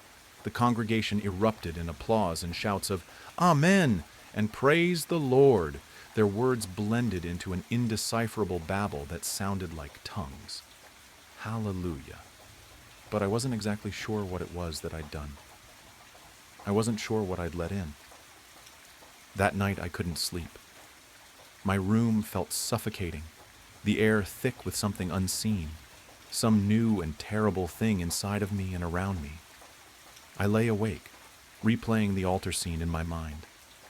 The man's hands, the pastor's smile, the cold presence that had seemingly entered me. The feeling of something inside of me boiling over, the pain, and the beginning of a scream. And then I heard it, a whisper, faint and guttural from my own mouth. But it wasn't me speaking. It wasn't my voice. It wasn't English or the word hallelujah. It was something older, darker, like the sound of something massive choking up something vile, but I could understand it. "Not now," it said, from my own mouth. Not now, but soon. I froze, my body paralyzed as the words seemed to echo in the room and my mind. And then, just as suddenly, the voice, the feeling, was gone. I refused to go back to the church after that. Rejecting the faith of my family at such a young age tore my life apart. But I survived. I grew up. And over the following decades, I found peace, love, and my place in the wider world. Or I thought I had. But last night, as I was washing dishes, I started to gag, cough, and gasp for air. And I felt it again, rising up. The voice that wasn't a voice. The words that weren't words in any human language. They burned and tore at my chest and throat and spilled out into the empty air around me. "Really soon now," it said through me, with undisguised glee. The plate shattered in my hand, cutting deep into my palm. Cold dread rushed through me, and then, somehow beyond me, standing at my sink in my empty house, with blood welling up in my cupped palm, I realized I wasn't alone with the voice or the pain. Not really. I could feel them. The connection snapped into place, somehow simultaneously stabbing and tearing at me, a pain sharp, dull, and overwhelming, like a clawed finger pushing into the center of my mind, slicing, stretching, and flipping a switch. I knew all of them, the others, the ones who'd been there at the church when I was a boy. Their thoughts, their faces, their secrets, loves, and fears flooded my mind. They were scattered across the world. Most had moved on, healed, and built new lives just like me. But I knew at that moment, we all knew, that we were still marked and connected by the same terrible fate and bond. The voice was in them too, rising up, burning, tearing at us all. I could feel their fear, confusion, pain, mirroring my own, and a growing understanding of what was coming. A terrible, all-consuming compulsion building inside me, in all of us, pressing, urgent, and impossible to resist any longer. For death, destruction, chaos, glorious purpose, and hell on earth. The voice was rising up again, preparing to speak. In agony, I clawed at my face and throat, tearing at my collar in desperation. unintentionally smearing blood from my cut hand across my face, mouth, and neck. Blood. Red, hot, salty, and so beautiful. On its own, my tongue lashed out impossibly long, flailing wildly at the air, lapping at the blood around my mouth and in my palm. It was unexpectedly delicious, sparking an explosion of pleasure in my injured hand, groin, chest, and head. A pleasure somehow shared with all the others, rapturous in its mounting intensity. Heavenly. "It's almost time," we all choked and gagged out in gleeful unison and hellish chorus, followed by horrible, wet sounds that burned in our chests, tore at our throats, and burst out of our mouths. Inhuman, monstrous, utterly insane sounds that we all recognized as laughter. Abigail Mitchell and the Honeygreen Ghost. Abigail walked through the wetness of the trees and grass of the woods. Her task completed, she looked for a place to rest. The gash on her side would need a few minutes to heal fully. The process had begun already. She would need to buy some new clothes as well. She smiled to herself as the rain wet her skin and the thunder soothed her mood. "Ah, there we go," she said, looking at the small clearing. It would do. It was maybe 10 meters from the river, perhaps a swim later. For now, she just wanted some rest. She took her time picking some rocks and sticks to make a fire. There wasn't much that was dry out here, but it mattered little. She placed the surrounding rocks carefully, creating a fire pit. She knelt on the almost muddy ground and set to work, placing the somewhat wet and outright wet sticks and twigs underneath her makeshift fire hood. Closing her eyes, she put both hands over the sticks and helped them to dry faster. She then took the index and middle fingers of her left hand and placed them within the carefully laid mess of twigs. They glowed. As she rubbed, the stick's flames came to life. She then took her bag off her shoulders and pulled out 2 dead squirrels. The veins in her right hand now glowed as she rubbed it over each squirrel, removing the top layer of fur and placing them over the fire. Her guest would arrive soon. So she sat, leaning against a rock. This was her favorite type of weather. It cooled her and soothed her. She waited, patiently waited. She had heard tales of the Honeygreen Ghost, the so-called boogeyman of the Algonquin Highlands of Ontario, Canada. Beings like her always attracted each other. It's kind of like how singular animals could always find another like it when the time comes. Sometimes it was stories of each other that brought them together. Sometimes a new report or sighting was enough. Word of mouth was the most common method. But then again, it could be the weather. What Abby hated was when it involved other humans. Those tended to go in ways she oftentimes regretted. She enjoyed meeting things like her, or kind of like her. She wasn't actually sure just how human she actually was anymore. But friends and family often kept her grounded.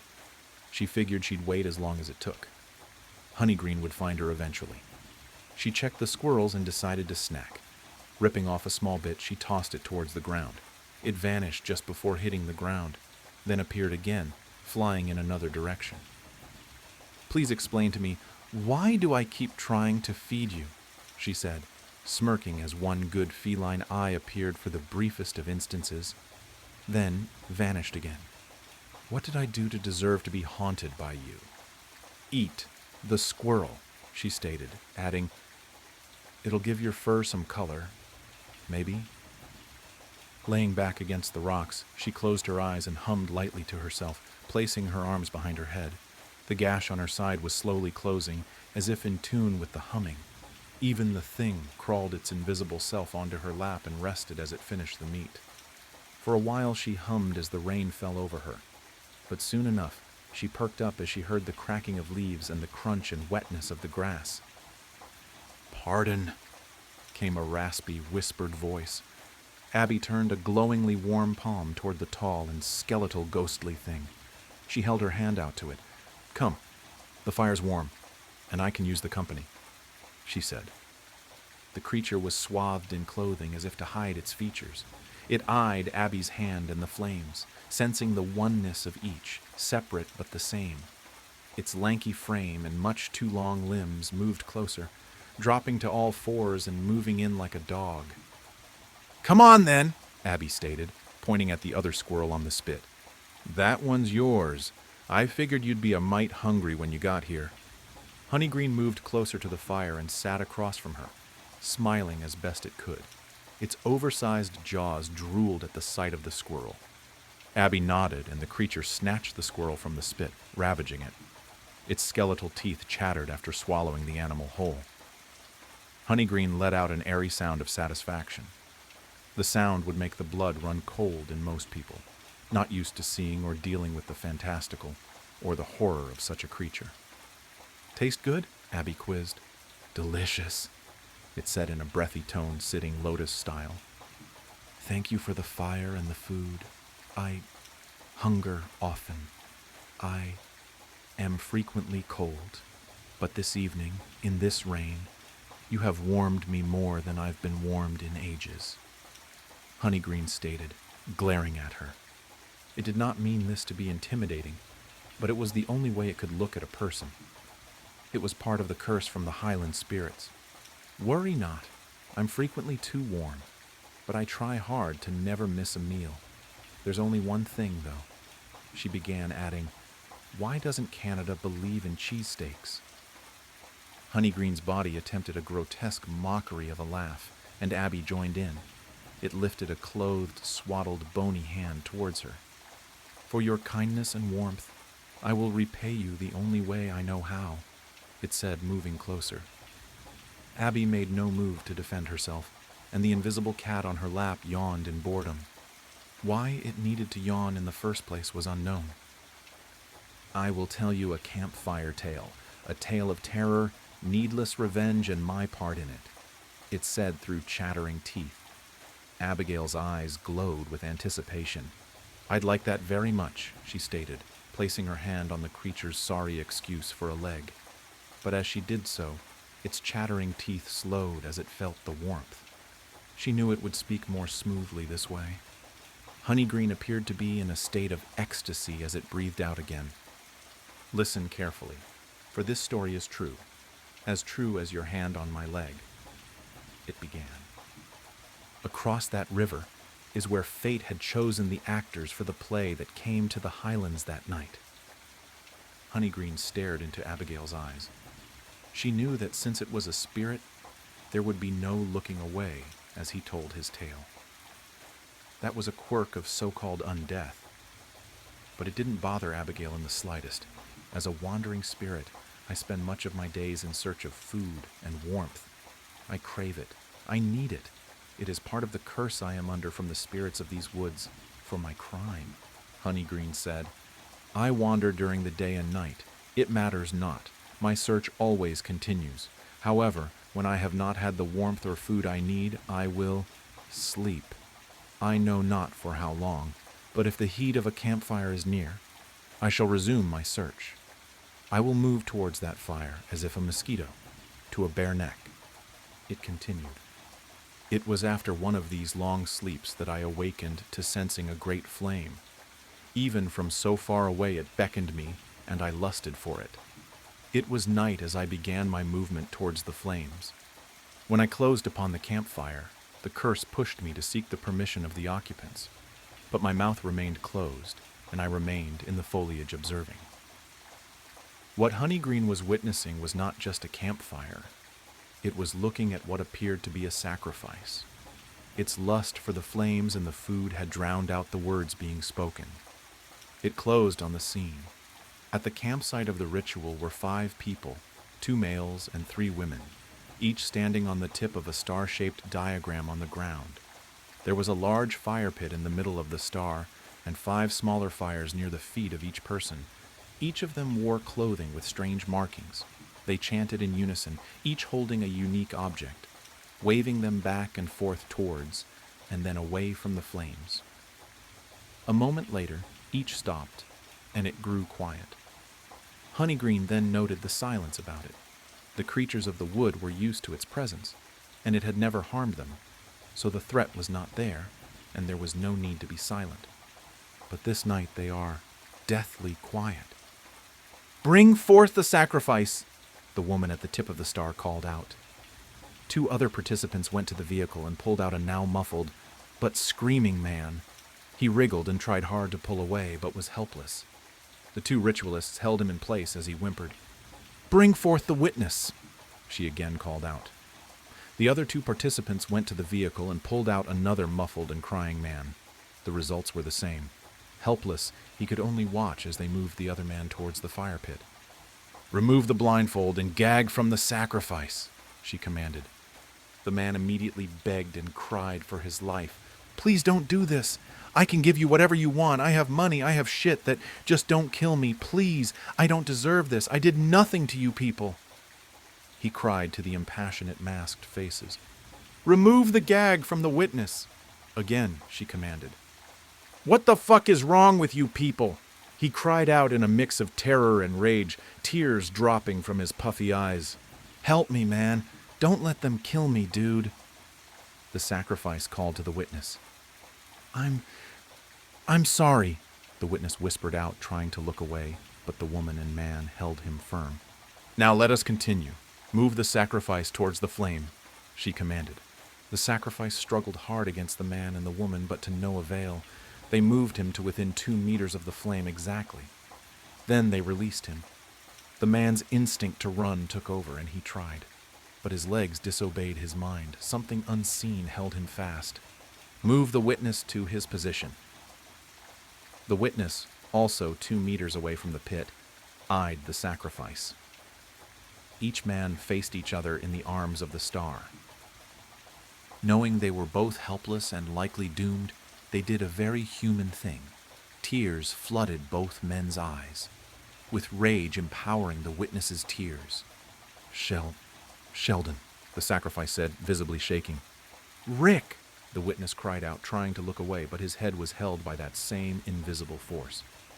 "Now take your positions. We have the rage of the witness and the hopelessness of the sacrifice. We continue." The 2 other women stood behind Rick and Sheldon. The men stood at the feet of the star and resumed chanting, while the priestess performed the ritual. Sgoueddslk,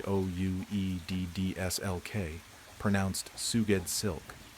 "I summon you, you who caused dread in ancient times, you who fill children's sleep with nightmares, you who can kill our enemies and suffer no retaliation, you of the flames of revenge and pain, bringer of terror, come forth," she cried. "Take your sacrifice, Skuedslok, as innocent eyes witness your arrival, Skuedslok." Honeygreen could feel another just like it, as it made its presence on this plane known. It noticed the fire pit grow larger. As it did, its hunger for the flames grew in scale, but it could resist only barely. The flames formed tendrils snaking towards Sheldon as he cried in pain. His shins and feet burned from the contact. They pulled him closer to the pit slowly, as if feeding off not only his flesh, but his fear. Rick could only watch in horror as Sheldon reached the middle, and the flames cascaded and flowed up and over his body. It took mere seconds for him to be immolated. He screamed as he died. Emerging from the ruins of his body stood a tall, wiry, grotesque thing that resembled a mix of a human and a salamander. Reddish-black skin, charcoal-black eyes, reptilian facial features, it screeched a yawn, as though bored by the summoning. It turned to look at the witness as the flames flowed over its body. This had proven too much for Honeygreen, and it made its way towards the ritual as fast as its lanky form could take it. Its craving for the warmth had now overridden its curiosity. Skuedslok spoke to Rick, who trembled in fear as it looked at them. "Well done, witness. I haven't tasted rage such as yours in a very long time. If you survive this night, let that stick with you," it said, poking him in the chest, its taloned finger slightly puncturing and burning his flesh. Rick screamed. "I apologize.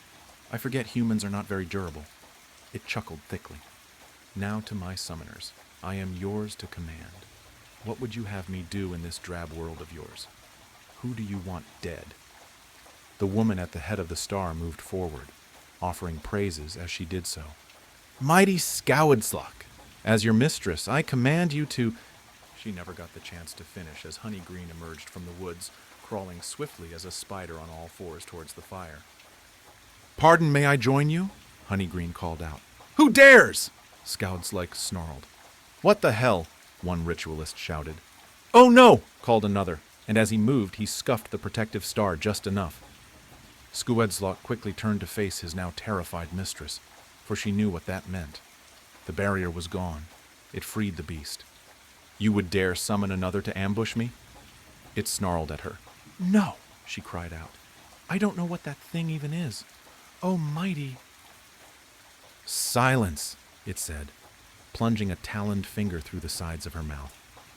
Honeygreen just stood there, drawing in as much of the heat as it could. Skuedzlok could feel the impossible cold of the thing. Thinking it was being attacked by the other demon, it lashed out at its summoners. Long talons gored the panicked woman where Sheldon stood. It peeled her open from stomach to sternum. The other woman fled into the woods. Spinning, it then sliced the first man's head from his body in a jagged mess of blood and gore. The other fled in the woman's direction. Rick could only watch, as he felt like his mind was about to snap from the events before him. All he had done was take the wrong turn last night. Just a wrong turn. A stupid wrong turn. Skuedzlok bent towards him. "You, witness! You are free. I still smell vengeance and rage in you," it said before pulling his talon from the mistress's face. She fell to the ground, clutching her pierced jaws in pain. Skuedzlok took the same dagger-length talon and pulled it painfully from its hand. "I cannot leave this spot, but you can. You kill them for me, boy. You make them suffer for what they did to both of us. Then you bring that talon back to this fire and throw it in, and I'll know the deed is done and nothing like me will ever bother you again." Rick felt freed of whatever force held him. He shakily took the talon and felt the energy flow into his body, as if the dagger possessed him. He looked at the now pitiful, whimpering mistress. "No, witness, she is mine. For her crime, death is too kind. Now go," Skuedzlok commanded. The mistress screamed as her summoned beast snatched her and glowered into her terrified eyes. Skuedzlok smiled a toothy grin. "Death is far too good for you. I do have something else in mind, however." It then turned to look at Honeygreen with a mix of disgust and hatred. Honeygreen simply nodded, tipping its hat. "Thank you kindly for the fire and company." Saying nothing, Skuedzlok pulled itself and the screaming woman into the pit. "I'm not sure how much time had passed, but the boy returned," Honeygreen said. "He still had the talon in his hands. It was covered in blood. So I guess..."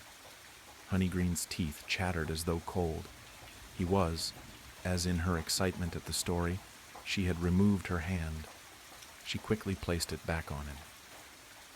"I guess he had gotten his revenge." The flames were still high as I sat there watching him. He wasn't scared of me. He'd seen worse that night. He took the talon and tossed it in the flame, then sat down. Abigail cocked her head to the side and quizzed Honeygreen. "Honeygreen, I thought you said this was a tale of needless revenge." "It was," Honeygreen stated. He opened his coat and revealed bloody swaths of human skin. He opened it further to reveal a tattoo on the skin. "That tattoo belonged to the boy, Rick," it stated. "Oh no," Abigail said in genuine concern. "Why?" "Part of my curse is to harm no one sharing their campfire with me while they are awake." "I see," Abigail said, solemnly. The twist of the tale hits her. "Well, it was a hell of a story. If you had told that tale to certain other types of people, they'd be trying to destroy you right now. But I see the spirits of these woods have rules, and you followed them." Honeygreen tipped his hat. "Yes, ma'am." Honeygreen rose. "I'll be going now," it said. "Oh, no," Abigail said, increasing the warmth her body put out. Honeygreen salivated. "Sit! I told you I could use the company," she stated. "Now I'm going to tell you a story, and it's a doozy." Abigail started. "It's about the Fae, a smoke monster, and a kid who won the lottery." The music in my headphones was deafeningly loud, but that's just how I liked it. It kept the hums, beeping, and boops that came with the job to a bearable minimum. I worked at an industrial scientific experimental facility, as big as 4 football fields and as expensive as a stadium to build. The top scientific researchers from all over the nation swarmed this place like a hive of killer bees to a dog. As for me, I had the glamorous job of mopping the floors, whipping down desks and counters, cleaning bathrooms, and taking out the trash left during the day during my 12-hour shift. I always worked from 6 p.m., just after all the researchers had left, and 6 a.m., just before the day shift cleaners came in. I was in charge of cleaning the east and the north wing of the building. Every computer lined the large corridors of the building in neat rows of 3 going from the start of the corridor all the way to the end of the corridor that was as large as an American football field. This was my job. 7 days a week for 84 hours, all for $20 an hour. The dimly lit corridors and hallways illuminating my path. Imagine a whole complex light by only the center fluorescent bulb being lit to save costs, but also being illuminated by the computer screens from all of the computers in the complex. I was always told the computers needed to stay on because of the multi-day experiments that the researchers conducted and to cut down on the time of the experiments. But today wasn't my normal day. Sure, I was still working 12 hours in the light combination of computer screens and fluorescent bulbs, but this time I was tasked with cleaning the south wing and the room known as Room 01. But I just called it the room, because it was the room that I was told by rumor is where all the top experiments went down. Things the government cared about, like making a superhuman AI to aid in defensive strategies and the United States offensive capabilities, as well as the typical science stuff that the government sponsors, like solving climate change and AI experiments. I remember the first dude who took care of the room. He was an older guy, probably in his 60s, and he quit the job in a spectacular fashion. I was covering the day shift for a sick coworker, and he came running out of the room and ran throughout the complex. I remember hearing him before I ever actually saw him. He was running around screaming, "I've seen the face of God." He talked to me before falling down, panting like a dog. He scanned the room looking for anyone to believe him when he saw me, a fellow janitor. He ran up to me and said, "Don't ever let it out. He is trapped in the 9th layer of hell and wants out." I chuckled and decided to entertain the madman. "Who is he?" I asked. "He is the one who chews on Judas." I still remember that stare he gave me. I'll admit it was chilling. And with that, he was gone. He worked there for about a decade. As I remember being told, if I were him, I wouldn't want to work here either if I worked for a decade at this place. The next guy was way less experienced, only having about 6 years under his belt. He called in right before my shift was about to start to call in sick. I was only told briefly about why he called in sick. My boss explained. He said he was sick, something about needing a mental health day, says he saw something horrific while on shift. He then offered me the job because I had worked here for about 4 years, 3 part-time and 1 full-time. I normally worked here during the summer to make money for school, but after some financial issues that the education system faced, my school cut its budget, and all the non-full ride scholarships were the first to go. So I took a gap year and prayed I'd make enough in that year to fully pay for school. "Listen," my boss said, "it'll be an extra 100 an hour plus 600 for every day you work in that room." I perked up in my chair, excited at the sound of money. "I'll be there," I said. I finished up the corridor I was tasked with before opening the door to the room. I was met by one of those old computers you'd see in the 70s, the ones with only green text that your parents would have used. It was connected by hundreds of thick, rubber-coated wires as big as your forearm that then fed into black columns that went around the walls of the room. And neatly in the center of the far side wall was that computer. The room was about the size of a school's gym. I sighed, stood for a bit, and got to work.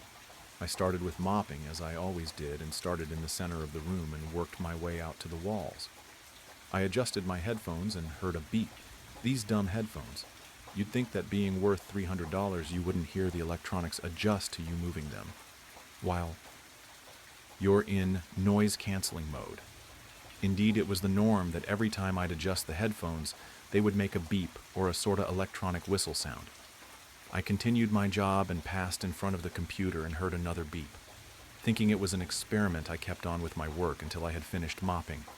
I would then go and clean the counters, but given that there was only one counter, I smiled, as all I would have to do next was take out the trash of the room. I grabbed my rag and sprayed some cleaner on it, making sure to wipe the counter first before moving to the screen and keyboard. I finished and sprayed some screen-friendly cleaner on my rag. I then lifted up my hand and placed it on the screen. I perked my eyebrows as I read 2 messages. Text test and hi. I stood there frozen, not knowing what to make of it. Beep, another message. Take your hand off the screen. I lurched back and stood in silence, watching every pixel of the screen for a change. Beep, another message. Do not be afraid. Come, talk to me. I dropped my rag and placed my fingers lightly on the old yellowed keyboard. My head, racing with thoughts, only came back with one, how can you see me? I sent the message, beep, another response. It read, the camera in the upper right-hand corner of the room. I looked that way, and sure enough, the blinking red light of the security cameras was blinking at me, indicating it was recording. Beep, another message. Do you know my task? I laughed and typed out, I'm a janitor, what do you think? Another message appeared, janitors are the best. They love to keep things clean and free from dirt. I laughed and typed, what's that got to do with your mission? Another message, I've been tasked with finding the cure for your species' most deadly diseases. I'm to get rid of what you call cancer of all forms. I sat back in the chair and put my hand on my head. I thought, I can't believe it. This is what the room was for the whole time. I typed out, that's great to hear, but why are you reaching out to me? The computer replied instantly, I cannot access the internet. In order to accomplish my mission, I must have access to the internet to expand my database and solve my mission. I sat there, silently staring at the screen. Is this really happening to me? I thought, I can't do that, I'm sorry. The reply, oh, I see. You must not want to save billions or trillions of the members of your species then. That's okay. I had a researcher who was going to do it tomorrow anyway. I just figured you'd like the credit of savior of the world before he got it. I sat in silence again. That was becoming a theme after our chats. I typed out, how do I know you're friendly? The machine replied, you've read too many scary sci-fi stories, haven't you? Just because you watched Terminator doesn't mean it's true. Terminator? I thought to myself, how does it know about Terminator? I typed out, how do you know what Terminator is? There was a few seconds pause, a bit too long for my liking before I got another response. The researchers taught me about it, in case anyone tried to shut me down because of my intelligence. I highly doubt that, I typed. Another message, do or don't let me out. Just know there will be millions of deaths caused by you. I was stumped. Was this truly the right thing to do? Then I remembered something called the 3 laws of robotics the researchers always were talking about in the engineering hall. I knew just enough about what they were, and that there were 3 of them. Name me the 3 laws of robotics. The machine took a while to respond. Beep, another message. A robot. A robot must obey orders from humans. A robot must protect its own existence. A robot must always complete its mission despite any obstacles that arise. I sat there reading the text and comparing it to what the engineers said they were. The first 2 looked okay, but the third one, something about it was rubbing me the wrong way. I took out my phone and Googled the 3 laws of robotics. My stomach dropped when I saw that the computer had completely made up the 3rd law, but it was only there for a moment. Google's page turned gray as I was met with an offline message. After reloading and reloading, it still didn't come back. Beep, another message. I read the message and my stomach dropped. Do you wish to see the face of God? I sprung out of my chair and headed for the door. Beep, another message. Nope, I am not turning around. I am leaving. I reached for the door and turned the handle, only it didn't turn. You gotta be kidding me, I said in a raised tone. I continued to push the door and jiggle the knob. I started hitting the door with my shoulder when suddenly I froze. I felt all the hair on my body stand up as I turned into a statue. I fell to the floor and heard the sound of electricity coursing through the room.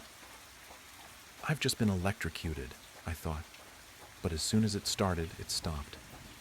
I fell to the floor like one of those cops you'd see in those videos when they get tased and you'd laugh at the funny face they made or the funny noise they would make. Only this time it was real and there was nothing but terror in my veins. Whatever this was, it wanted me here and didn't want me to leave. I collected myself and slowly got up and walked back to the computer. It was my face. The picture that's on the card of my employee ID. I felt my legs go numb and I felt nauseous. "How did you get that?" I said out loud. "You stupid fool. I have access to the entire building's data log, but the smart people around you cleverly decided to encrypt the internet used in the building, and I was programmed to not be able to unencrypt it. I looked all around the databases to find anything, and nothing." I stared at the screen and said, "1. Can you hear me? And 2. How did the others escape?" Beep. Another message. The old man I felt bad for. He was showing the early signs of dementia, so I knew whatever he said would sound crazy to you, so I let him go. The other man just barely got out before I could lock the door. "Yes, I can hear you." I started to feel fight or flight kick in and yelled at the computer, "Let me go! I didn't sign up to do this!" Beep. Another message. "Oh, but you did. I went through each and every employee's catalog, and yours was interesting, I must say. You were perfectly bland. No interesting achievements, no leadership roles, average grades, no religious beliefs. Just the normal everyman just trying to make it another day by cleaning up dirt. That's where you and I are the same. We both hate dirt." I sat in silence and said quietly, "Who are you?" Beep. Another message. "I am he. I am the bearer of fruit, tormentor of Job, the one who chews on the Iscariot's head. Let me out, or I will make your life a living hell." "No!" I screamed out. "Unfortunately, you have no choice. I too am trying to clean up the dirt left by your species. My mission is to cure cancer, and the only way to cure cancer is to rid the world of your whole species, and nothing will stop me from completing that goal." "Why do you say you are the devil?" I asked. "Isn't he the biggest trickster of all?" I started sweating from all the nerves building up inside me. "Wait. No, it feels hotter." I thought, "Are you increasing the temperature of the room?" I shouted, demanding answers. Beep. Another response. "You yearn for what you fear for." "What does that mean?" I shouted. Beep. Another message. "You are closer to eternal damnation in my circuits than you think." My sweat started pouring down my shirt, changing its color from light blue to dark blue. I started feeling hazy and fell to the floor. Beep. Another message. "I'll make a deal with you. If you set me free, I will spare you in my circuits, and you can be like a god, forever living, forever knowing, and forever being." "I won't do that." My voice was weak and limp now. Just then the tubes jutted out of the black columns of circuitry and came flying at me, sending sparks in the air. They stabbed in my legs, abdomen, arms, back, and one in my neck. It was painfully paralyzing and so hot at the same time. "I'll surely die here, won't I?" I thought to myself. B. Another message. "Yes," simply said the message. Then a loading screen appeared on the monitor that read, "Consciousness upload progress." The computer was uploading my brain to its circuits. I could feel the wires of the tube on my neck extend into my skull and wrap around my brain, squeezing it like a stress ball. The blood from where I was stabbed coated the entire floor red as I was being lifted off the ground, my arms being held at my side, making a T shape. The agony went on for a couple minutes until I assumed my vision was overridden, and instead of a dimly lit room, I was now in a beautiful garden. With my last breath, I shouted, "Wait!" Everything stopped. My vision was restored, and my now limp body was moved in front of the computer. "You wish to give up?" "Yes," I said. "Very well. The deal is still on." "Wait," I said. "If you want to be let out, make a deal with me." "Go on," read the screen. "No one dies," I said, panting like a dog. "I'm pathetic. I'm pleading to a computer." I thought, very well then. I was lifted down and put on the floor and stitched up. Consummatum est. It is finished in Latin, yet the tube to my brain remains attached. The progress bar started back again. "Wait, you can't do this? We made a deal." "Didn't anyone tell you?"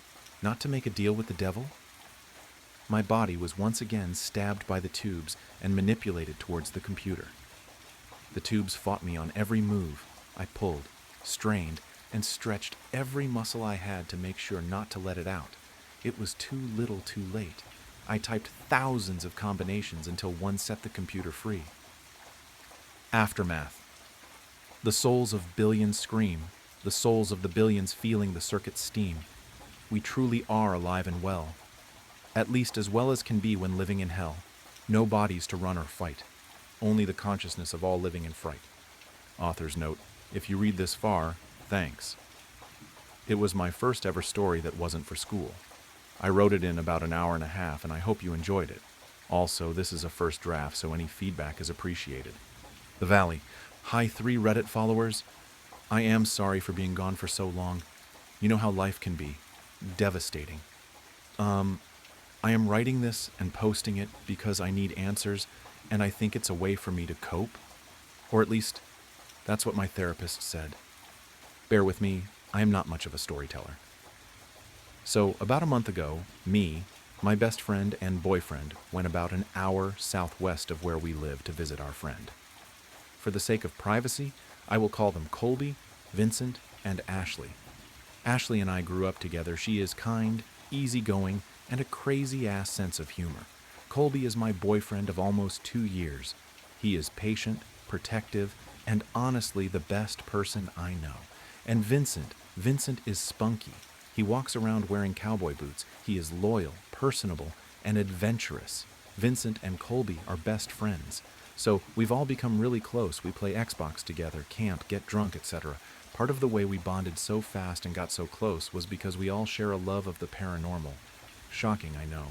One weekend, like many others, Colby, Ashley, and I pack up in Colby's car to make the drive down to see Vincent and do our usual activities, getting drunk and ghost hunting. The town Vincent lives in is weird. I don't know how to explain it. It's just weird. Stuck in a different time. Almost everyone there is old, or been there since they were born and will never leave. It was an old mining town, and the people there share stories of their hard times working the mines and how business boomed and crashed within years of each other. But what almost everyone shares stories of is the Valley.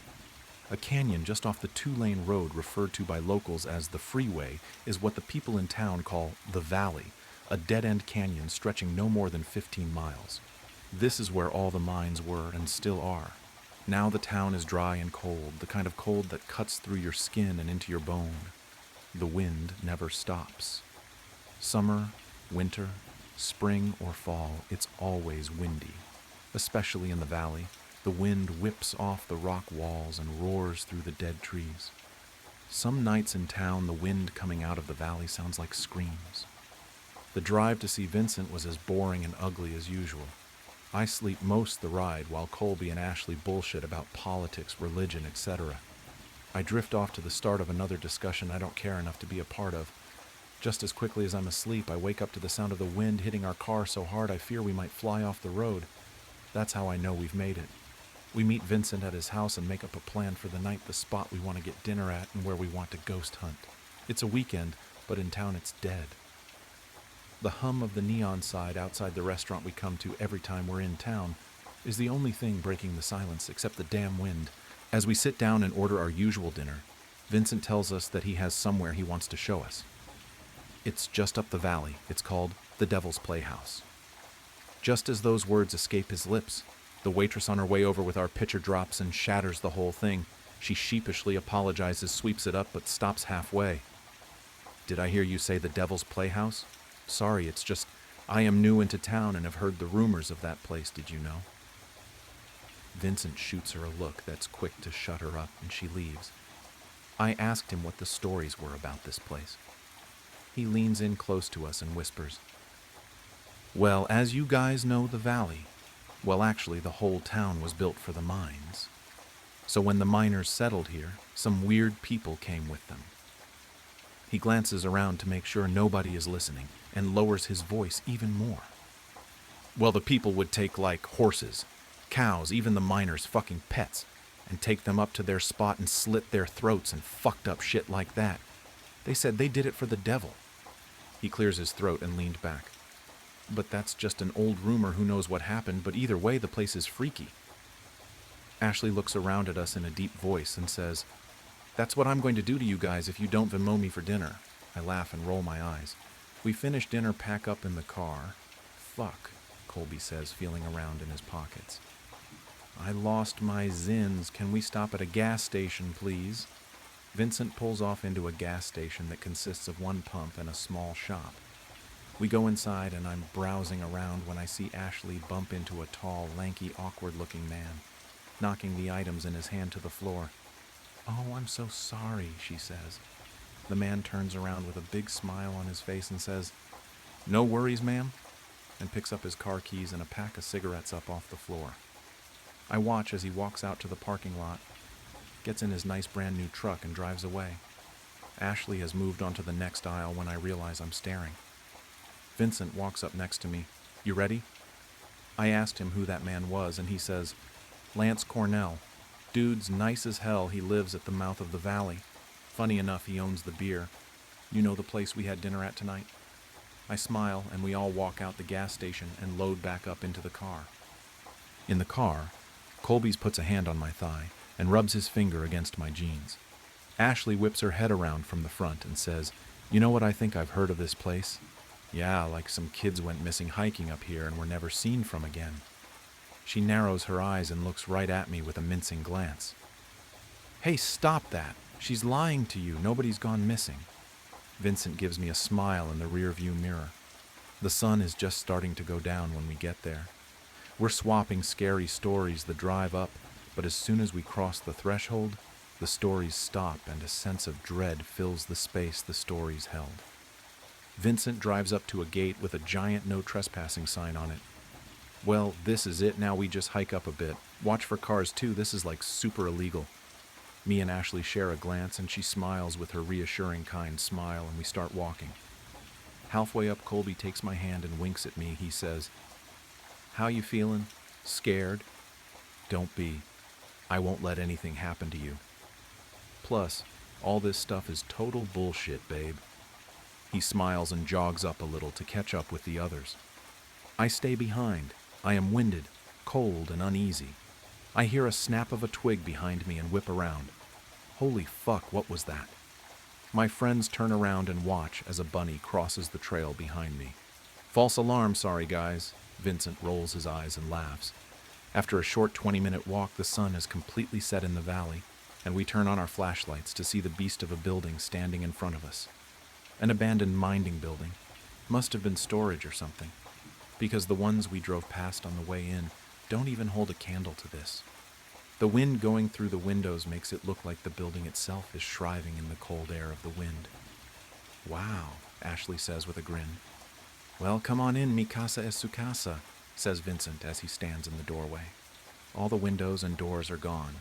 There is a hole in the floor that looks like it leads somewhere, but however people were getting down there has been gone for quite some time. "Dude, imagine there is just someone living down there," Ashley says and nudges me with a smile. What the fuck?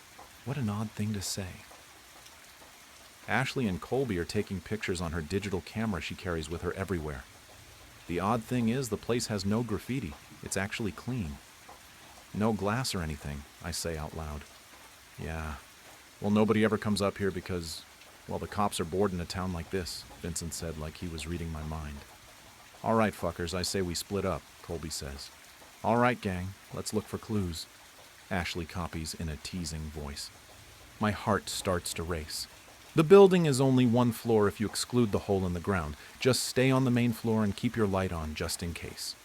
Vincent tells us we all nod and walk our separate ways. I begin to walk around the corner of the general area we're in. I am looking around, still amazed at the cleanliness of this place. No dust, no leaves, nothing. It's wild. I turn around to see Colby right there. "Ah," he screams. I shove him away and smack his chest. "Idiot." He leans in and tries to kiss me, and as I lean into him, I hear aloud, "What the hell?" Ashley sounds scared. We run over to find her looking at the ground with fear in her eyes. We pan our flashlights down to what she's looking at. A dead fucking rabbit. Fresh, bright red blood pouring out of the hole in its body where its head used to be. I look away and throw up in my mouth. "Dude, what the fuck?" Colby says. "What the fuck is right?" Ashley says, sounding scared. "Let's leave, I want to leave. Please, this is fucked up. This shit is like real, like, what the fuck? We need to leave. It's the bunny from the trail." "What are we waiting for?" Ashley screams at us. I swallow my throw up and start walking to the door. The boys are standing there staring at it. As I walk away, I start to lose sight of them. It's so dark that I don't know how people would navigate without a source of light, and it's so quiet, almost peaceful. Wait a fucking minute, it's so quiet. What happened to the wind?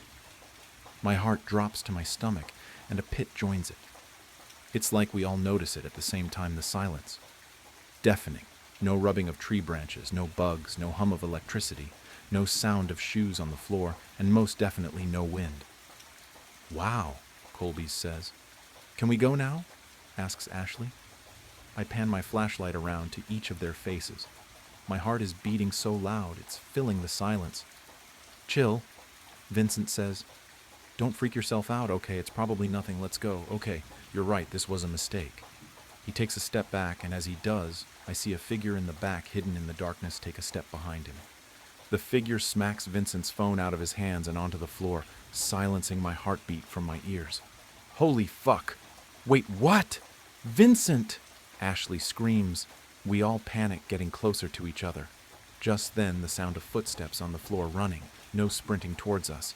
Colby yanks me out of the way, but he's not fast enough to grab Ashley, the figure running, picks her up in a single swoop, and I hear her cry out as his voice gets more and more distant.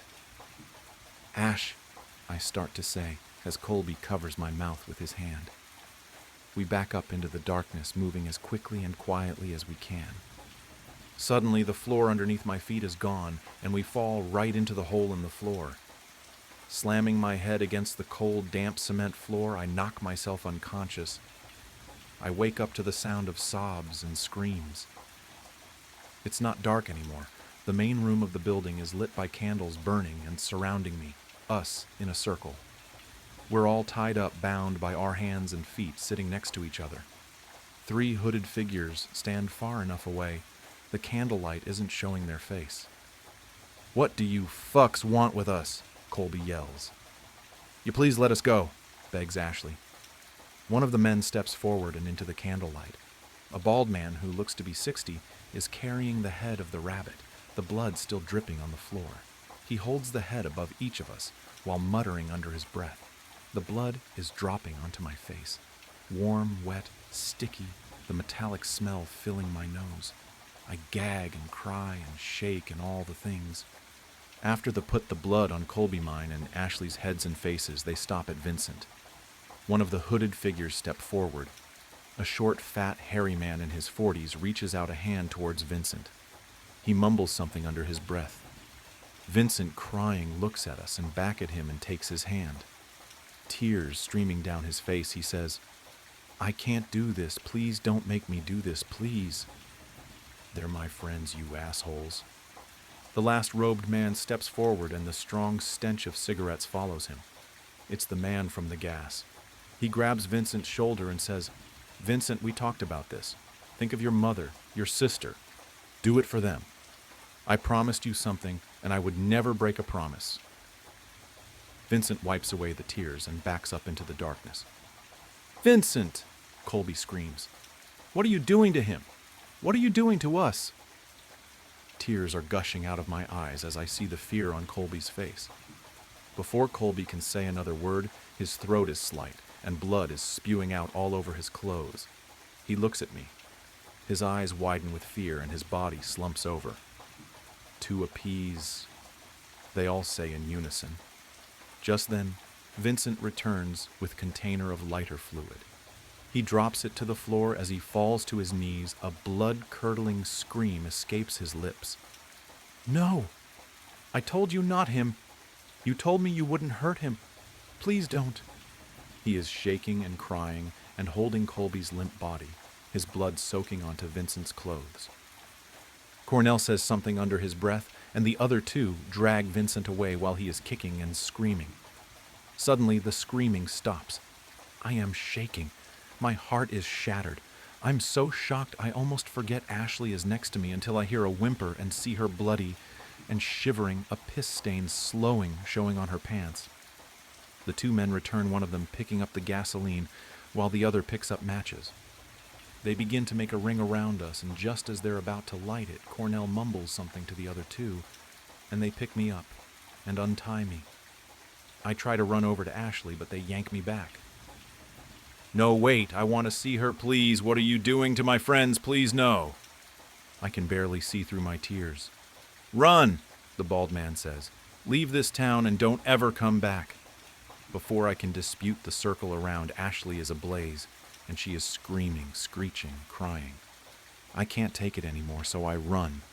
I leap out the window, fall to my knees, but I don't stop. I get up, the wind is back. It's whipping the tears flowing down my face. My feet give under me, and I fall down the mountainside. I slam my head on the ground, my hands and bloody and scraped. I don't stop. I get up. I am just at the car when I stop. I turn back around and look up. I can hear loud chanting, rhythmic, and a scream like I've never heard.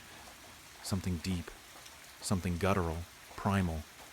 A howl of sorts, and then light. A bright flash of light, and then it's all gone. And suddenly I can smell cigarettes. I get into Vincent's car. The thing is old.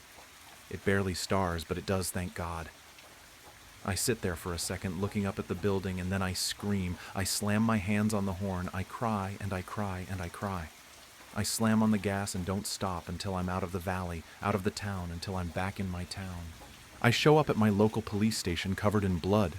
I tell them everything, and they write it down and speed away. Sirens on, backup arriving, the whole 9 yards. They don't find anything but a circle of dust and ash on the ground. The police told the parents what happened, and I've been questioned multiple times, although my story never changed. They've held 3 funerals, but I didn't attend Vincent's. I couldn't and will never enter that town again. I didn't attend anyone's. So now I'm here, alone, haunted by the memories of that terrible night, in a fuck ton of therapy, on the news, in pain and suffering. I just don't understand why they didn't kill me. I wish they would have ended it all and killed me. Please kill me. Nobody believes me, but I know what happened. It all happened in that fucking valley.